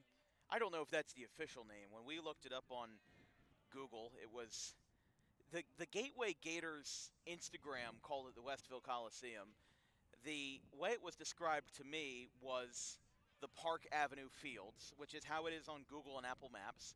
And then the signage here says Westville Senior Little League Field, or complex rather. So it's, like I said, it's like the Dolphin Stadium back in the day, where it goes like under 10 different names. Everybody calls it something else. Dolphin Stadium, Landshark Stadium, Hard Rock Stadium. When we were in Oakland, as Sean Green gets tagged with a pitch. By the way, Jack Colmer came in for Aiden Kai in left field. Aiden Vi, rather, in left. When we were in Oakland, it was called the Ring Central Coliseum. Or no, it was Rickey Henderson Field at Ring Central Coliseum. Now, when I went to Oakland, it was the third to last year before they moved to Sacramento at what is now Suter Health Park. The throw down to first was not in time. There were about 8,000, 9,000 people there. It was middle of August 2022, and half the people that were there might have been more Angels fans than Athletics fans there. There's a ground ball out to third, goes under the glove of Morales, and Gateway will reach on an E5. So some more life in the bats with 2 runners on a hit by pitch and an error.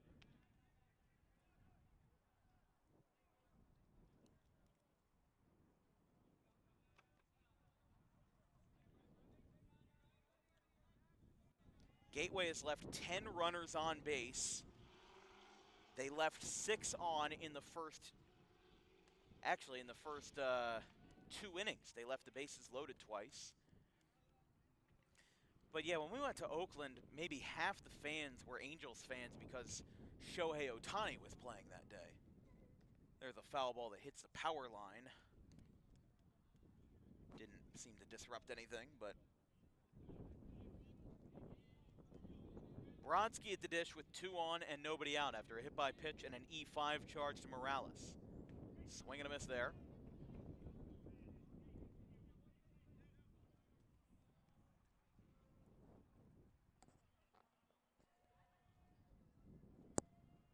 And the pitch. Brodsky gets jammed. This could drop, though, and it will drop. Bases will be loaded. They're not going to get anywhere. And Gateway, after being 90 feet away from Mercy Rule territory, down by 9, has loaded the bases for Colin Smith as Brodsky delivers with a base hit to left. That's a good confidence booster right there. Get the bases loaded, nobody out, put O'Connell under pressure. They do have a right-hander warming up in the pen. That is number 4, Elwood Taylor. He came on as a courtesy runner earlier in the game. Looks like he's warming up down the right field line. Smith behind on it there, 0-2. Gateway with the bases loaded. They trail by 9. Left a runner on third in the top of the 6th as there's a swing and a miss. I apologize. Now it looks like it's 1-2. Missed the first one. Still early for all of us. O'Connell working real fast. Pop up, back behind the plate. This should stay in play, and it is caught behind the dish by Pasamonte. Out number 1. Good awareness there by Pasamonte. He realized where the ball was very quickly. And especially with the bases loaded, you can't afford to drop a ball like that. So luckily for him, Buena gets out of it and gives O'Connell another batter in Ryan Sieber. Sieber has been hit by a pitch twice today. Lines that one into left. No, not to left field. That will get a run home. They'll get the one out at second, and the run scores, making it 11-3. That ball looked like it had enough zip to go in the left, but it kind of died in the infield, and it was picked up by Quadrado at short. And now here is Josh Reynolds. Had a double to deep left in his first at-bat, rather in his second at-bat. Scored later as a part of Gateway's 2-run third.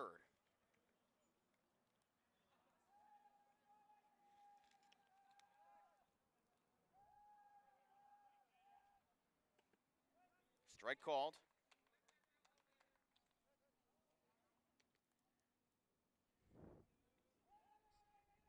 Nats are back out in full force here as Reynolds, fly ball, left field. This is up there, but coming down with it and making the catch. The inning is over.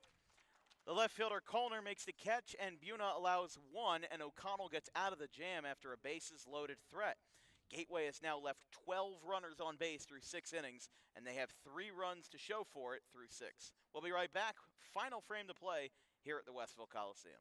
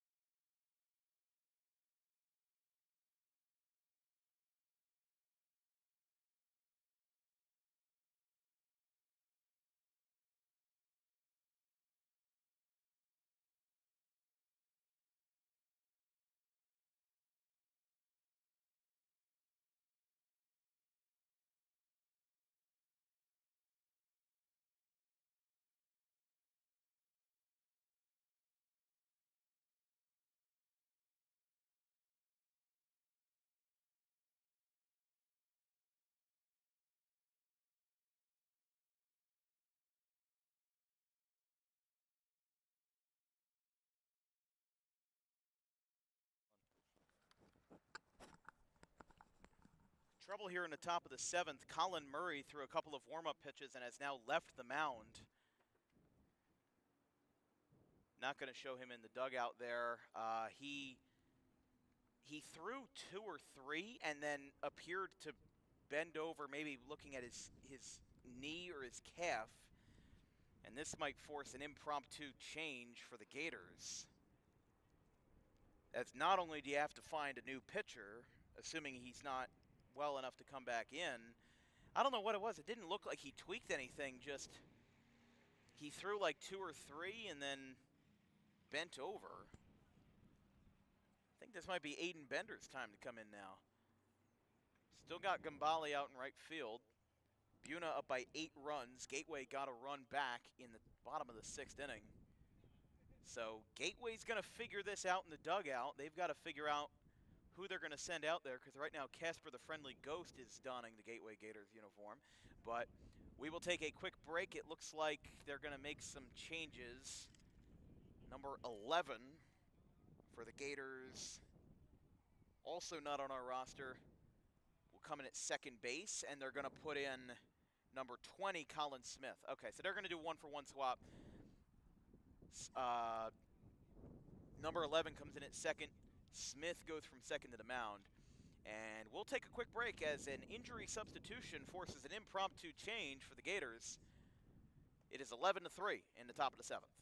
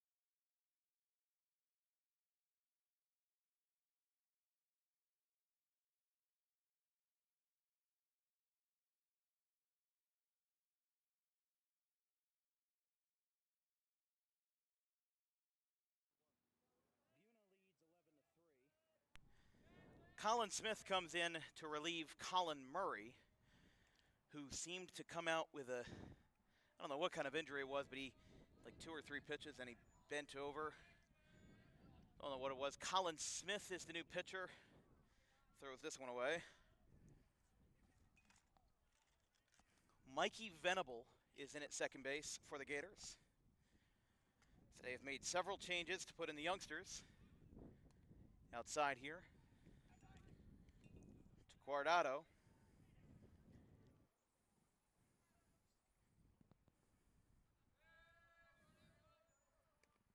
Outside here, O'Connell on deck. 3 balls, no strikes. To the pitcher turned shortstop, Guardado. Smith delivers. Did not get the call there, and it's a 4-pitch walk. Turn the lineup card back over to O'Connell in his 5th at-bat. Flew out to right in the first. Grounded out to second in the second. Had a 2-run single in the 4th. Advanced bases on an error by the Gateway catcher, Brodsky. Then grounded out on a tapper to the pitcher in the 5th. So his official line is 1 for 4 to this point today. Smith delivers outside there. Buena was 90 feet away from getting a 10-run lead, which would have given them a mercy rule if Gateway didn't respond, as this one is smoked. Out to left, took a ball high, it's fair. Down the left field line, O'Connell gets his 2nd hit. This is going to be worth a 2-bagger. Green keeps the ball to himself, and Smith lets up a double to O'Connell.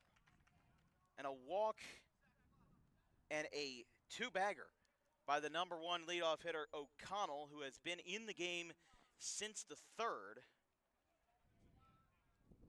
As Guardado had a short-lived span on the hill, and O'Connell has been in ever since. Here is Ben Cohen. And when I say he's 0 for 0, I mean it. He has not recorded an at-bat today, has 4 walks in a row. Ball 1 there. Could be on his way to a 5th if Smith can't get the control down. I mean, this is a tough situation for Gateway. It's a tough situation for any team because they weren't expecting Murray to get hurt during warm-ups. So now they have to put in Smith, who might not have the same experience that Murray does. He had a couple of strikeouts. And now Colin Smith looking to hold down the fort. That one is up and in.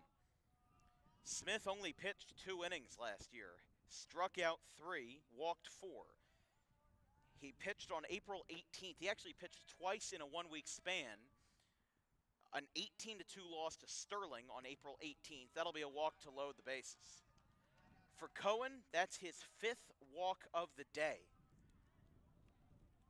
Every Buena batter has reached base at least once, except for Jalexis Agosto Sanchez. And he hasn't, because he drove home the first run on an RBI groundout, then has a strikeout, pop out, and strikeout. He's the only Buena batter not to reach, but the bases are loaded for Javon Alexander. A double, 2 of them in fact for him, a flyout and a strikeout, 2 for 4.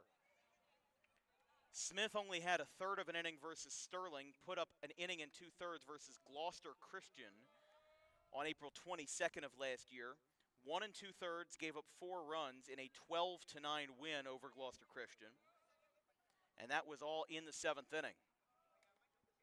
Gateway was up 12-5, put in Smith in relief, and then he gave up 4, still held on to the win, though, and the game, 12-9 the final. Alexander showing bunt. He'll fake it, and he will take that one in. Bases loaded walk, and 4 straight runners have reached. It is now 13-3. Or I should say now 12-3. They have not put up that second run yet. It's a 9-run game. Cohen the second, O'Connell the third, Corrado scored. And now here is Agosto Sanchez. Has not reached base today as a looping curveball misses inside, almost an eephus pitch. Reynolds playing catch with a teammate down the 3rd base line. I think Gateway is trying to find a more permanent solution to Smith sooner rather than later. Because Buena knows they saw Alexander walk. Well, now they're thinking, why would I swing at anything? The philosophy is don't swing at anything you don't like. Well, right now they're not liking anything. I mean, that ball's up at the letters. At least on that double earlier, he swung at a ball that was above the letters. Swung at one that was high. At this point in the game, there's no need to swing at anything that's not close. That's not close either. Another walk. Augusto Sanchez now becomes the last Buena batter to reach base, and Pietroforte wasting no time. Smith, don't think had enough time to warm up. I mean, he was coming in from second base. Seemed like a stopgap solution after Murray's injury, and that's what can be the downside of Group 1 baseball, is that with these very small rosters, Gateway only has about 15, 16 guys on their varsity roster. So if one of them goes down, and if some of the other ones, for example, Brodsky and Green, both pitch in Game 1, their resources are stretched very thin, and Murray was doing well. I think that he would have been fine during his 7th inning if he didn't get hurt. So now they're bringing in number 16, which is also not on our roster. Again, we'll have to ask some folks for the information, but it is 13-3. 3 straight walks for Buena. They have walked 4 times in this inning, and Morales will be the batter after the pitching change. We will be right back in just a moment.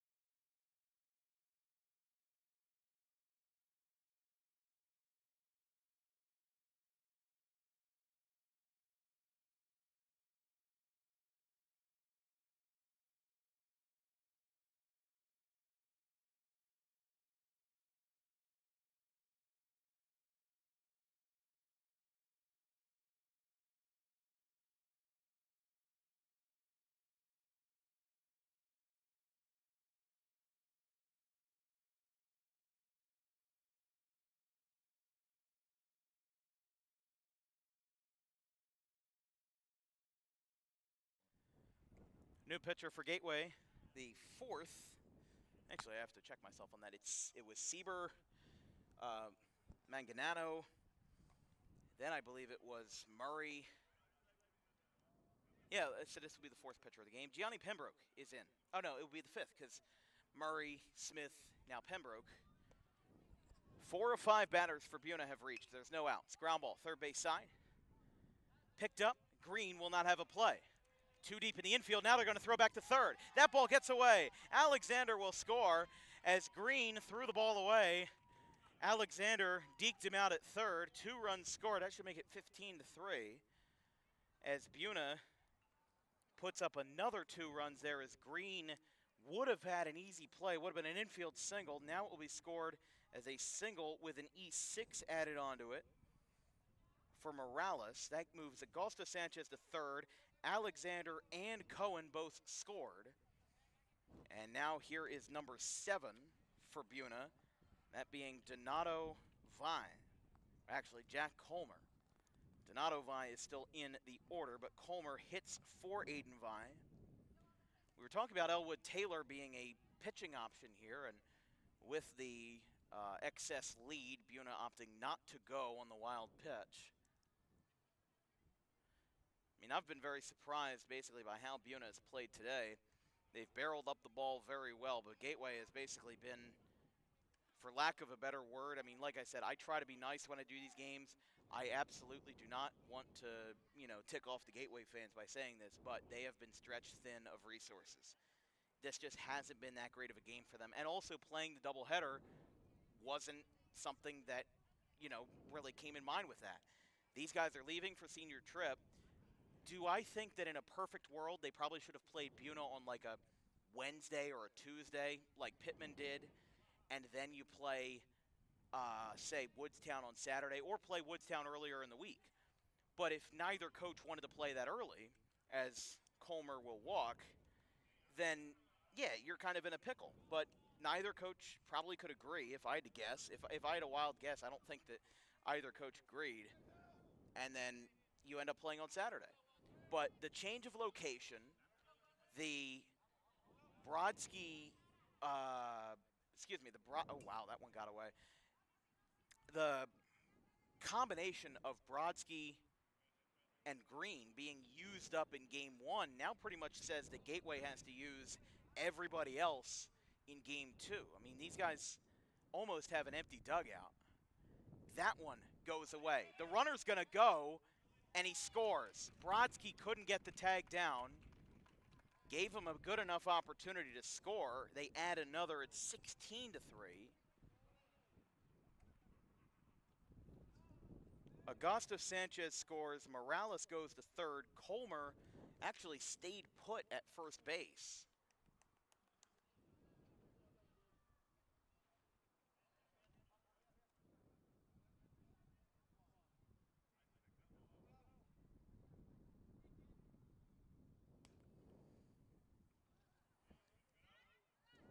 Didn't get it there. Hitting for Wilson, for Rich Wilson. I'm trying to figure out who that is down there. He just walked. That is number 13, Shamel Rivera. Bases loaded again.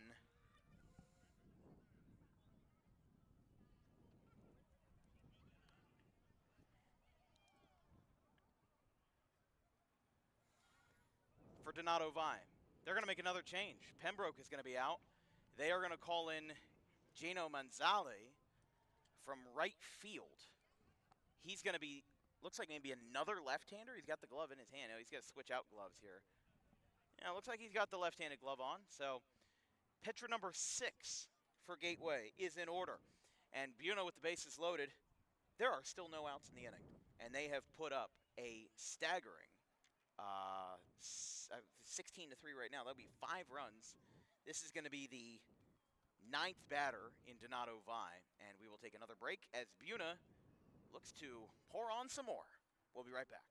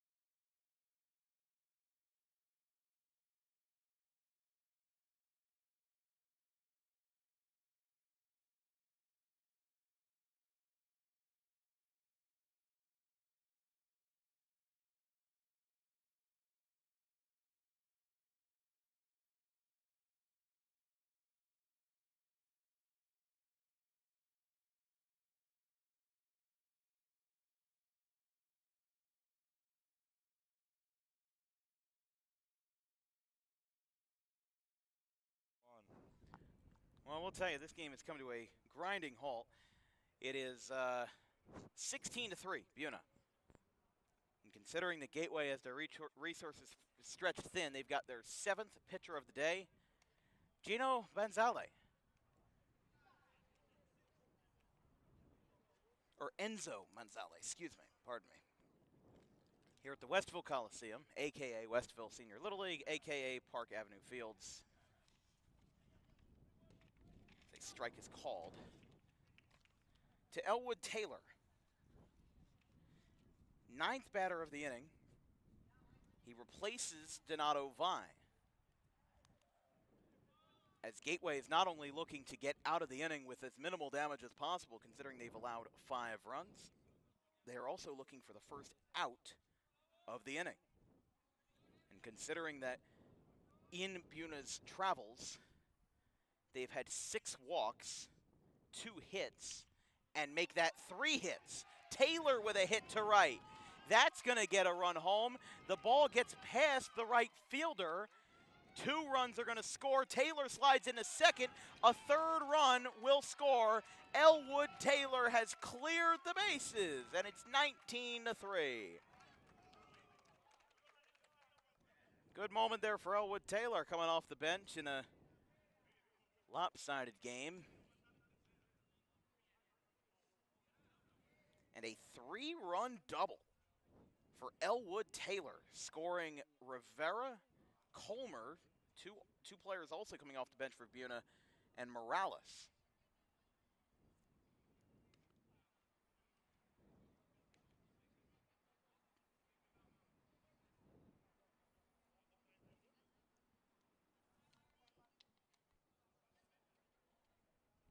Swing and a miss there.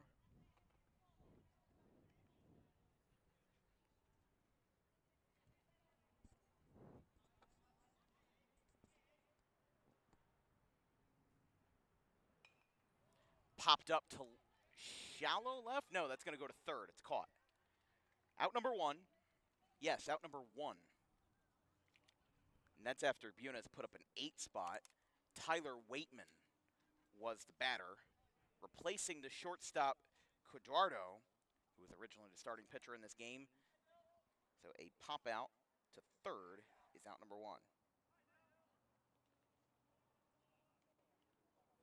O'Connell is one of the few starters remaining. I would imagine that with Buena having some heavy conference action next week, with their 2-game set versus Cape May Tech and also a game next Saturday versus Glassboro, they will try to reserve Buena's best pitchers. And I mean, it makes sense for O'Connell, and it makes sense for Buena. Save your best guys for Cape May Tech on Tuesday and Wednesday. As there's a ground ball, this could be 20. If it gets through, it's going to stop. They're going to give Taylor the stop sign, and O'Connell gets through for what will be his 3rd hit of the day. Now Cohen will bat. Ben Cohen still batting here for Buena. Again, 5 walks. Has not recorded an at-bat today. And honestly, I think that that's the most impressive part, is that, I mean, Bryce Harper did it once versus the Cubs. I think it was 2017 or 2018. This time he gets a strike right down there from the left-hander, Enzo Mangale. As Buena up big here over the Gators. Here's the 0-1. Line drive. There's a base hit in the center field. He finally makes contact, and it's for an RBI. Laces one through the middle, and Buena now leads 20-3. They have put up a 20 spot on the Gators in the 2nd game of the doubleheader. And it's now Alexander. Good for Cohen, though. 5 walks in a row. Finally gets a chance to swing the bat, gets one to hit, and lines it back up the middle. Puts O'Connell on second, and Cohen on first, 2 runners on.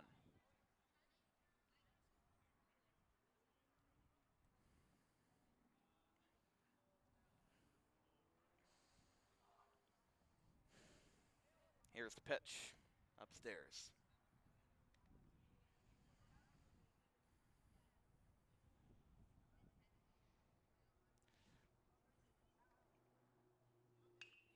This ball's hit well by Alexander out to right center field. It's caught in center by Cruitt. They'll move the runners back to where they came from, and there's out number 2 as Alexander laces one to center field. Would have been his 3rd hit of the day, and I thought that one maybe had the chance to leave the yard, but All for naught.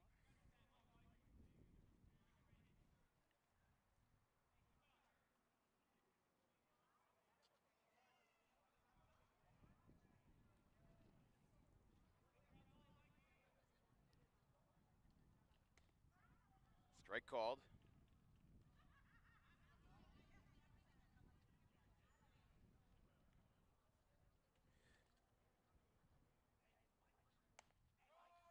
Outside there.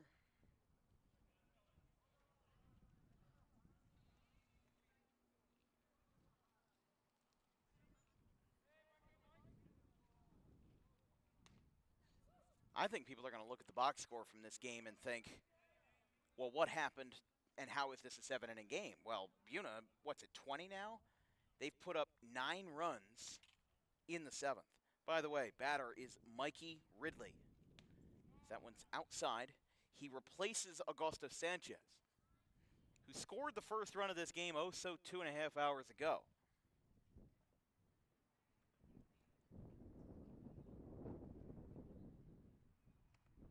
That's going to miss. Ridley with a full count now.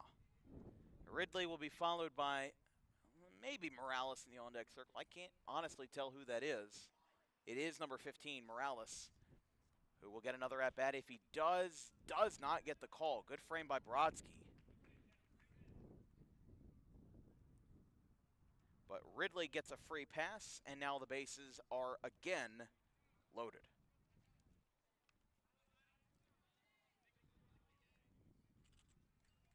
Could be looking at a double-digit inning for Buena, as here's a fly ball out to right by Morales on the first pitch, and it's caught. Inning over. How about Buena? They came into this ball game briefly trailing, then put up a 5 spot, and since the 4th, they have not looked back. If you were just joining us an hour ago and now you woke up from your nap, well, guess what? Buena's up by 17 runs, and it's now 20-3 going to the bottom of the 7th. We'll be right back as Elwood Taylor is going to come on for what looks like the final inning of today's contest.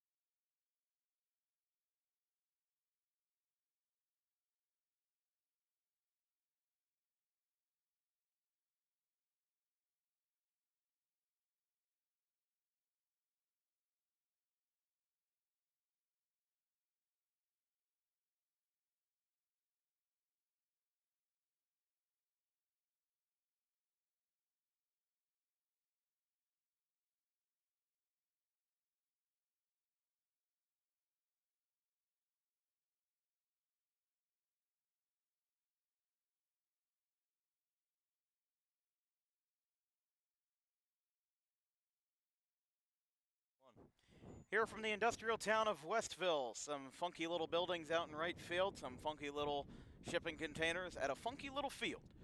It's Westville Senior Little League. They are going to end this game maybe promptly here as Elwood Taylor is on.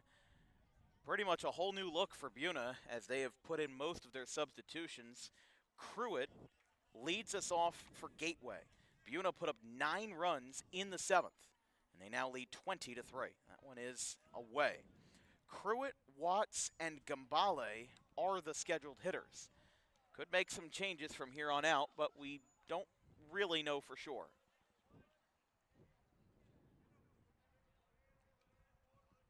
Swing and a miss by Cruitt. It's 0-2.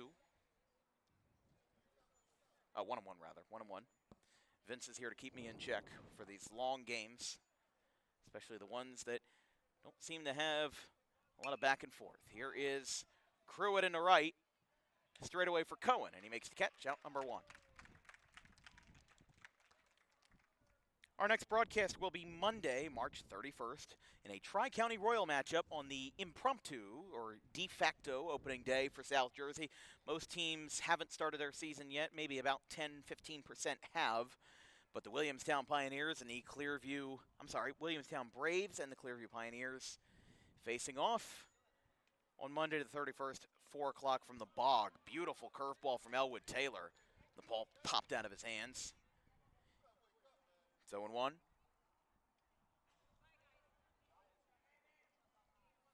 Buena will have about a 45-minute trip back as they will have won their 4th straight out of the last 5 matchups with Gateway. There's a line drive. It's caught at second base by O'Connell, who newly shifted over the position.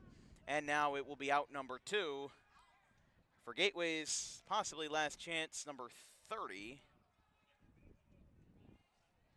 Looks like Justin Chu.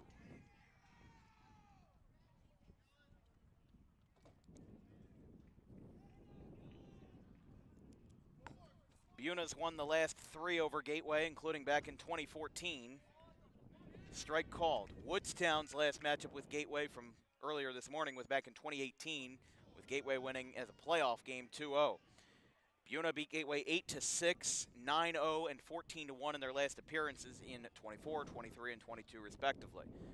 Buena plays Cape May Tech on the 1st and 2nd of April, and Gateway will go on their senior trip and return to a home game versus Pleasantville on April 7th before embarking on a 2-game road trip to Sterling and West Deptford, 4 o'clock first pitches on the 8th and 10th of April. He went around. This game is almost out of here. It is 1 ball, 2 strikes.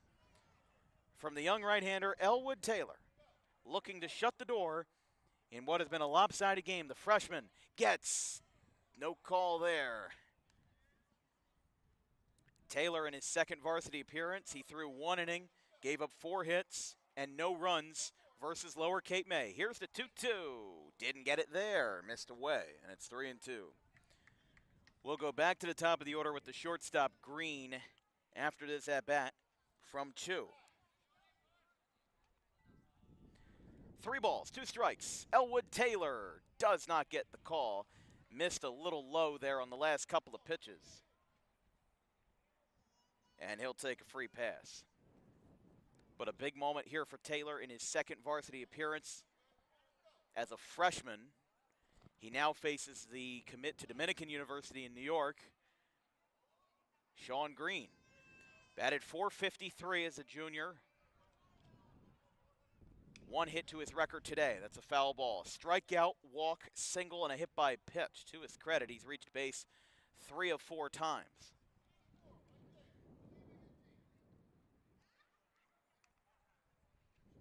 Foul ball by Green makes it 0-1.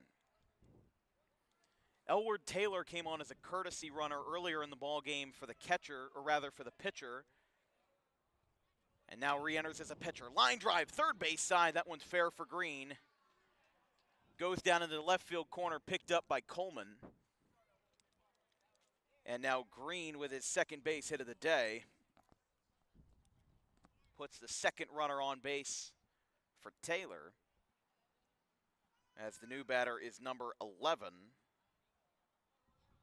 going to be honest, it's not on our roster.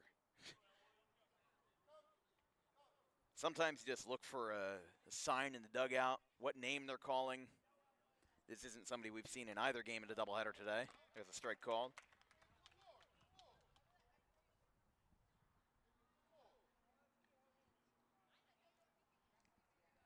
Strike 1 called on the outside corner. Fouled back, and Taylor is 1 strike away. As we mentioned in his last appearance versus Lower Cape May earlier in the week, he gave up 4 hits across a couple innings of work, but did not allow a run. 2 runners on. Buena looking to go home happy on the road. 2 strikes. Didn't get it there up at the letters.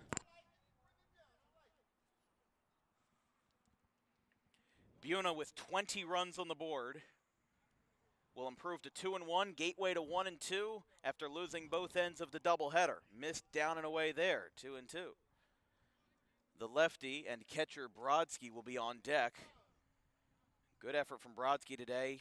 Pitched and started game one. Started as a catcher in game two. There's a swing and a miss. First career strikeout for Elwood Taylor, and it's the one that matters most. It's the final out of the ball game. Buena comes into Gateway and into Westville more specifically and put up a slow start, 1 run across the first 3 innings, then put up 5 runs in the fourth and never looked back. They were up 6-2, then it was 11-2, then it was 13-3, and then it was 20-3. Buena put up 9 runs in the 7th inning en route to a resounding win of 17 runs, the largest lead that Buena has ever had over Gateway in any of their matchups, and it was a thrilling game until it wasn't. Final time of game, 2 hours and 45 minutes. Last time that they scored 20 runs in a game wasn't in 2024. I don't even think it was in 2023. I apologize. It was in 2023. It was back, let's see here, opening day of 2023, April 3rd, when they beat Atlantic City 21-1 over at AC. So they've done it on the road a couple of times. They were not afraid to be great on the offensive side of the ball. Player of the game honors, if I had to guess, I mean, Buena really had a team effort out there today. They really showed everyone what they were capable of. And honestly, in the Cape Atlantic National, I think that they have that better opportunity as a Group 1. When you're talking about the Cape Atlantic League, it is not easy to talk about them without talking about all the big schools in that conference, like Millville, Vineland, St. Augustine, Ocean City, EHT. So Buena's kind of the odd man out as a Group 1. Middle Township is close to a Group 1. Oak Crest is close to a Group 1, but they're mostly in Group 2. So Buena is kind of the odd man out. And the fact that they have come into the Cape Atlantic National Division, split their first set with Lower Cape May, now coming into Gateway and getting a non-conference win really mattered. I would say player of the game in my eyes probably ends up going, I don't even know, probably Dylan O'Connell. Pitched a couple good innings out there, had 3 hits, 3 RBIs. Can't complain about a good two-way performance, but Gateway loses both ends of the doubleheader. 6-0 to Woodstown this morning, 20-3 versus Gateway and versus Buena over this afternoon. That'll be all for our crew tonight. No post-game interviews today. Hopefully we'll get back on the mend with it on Monday when the games aren't 2 hours and 45 minutes long. From our entire crew, our social media coordinator, Haley Mejia, our graphics crew, Gavin Van Rel, Caleb Lane, and Liam Nolan, my producer, Vincent Vogt, I'm Dan Wilkins. We will see you on Monday over in Mullica Hill for a battle between Williamstown and Clearview. Have a good one, folks.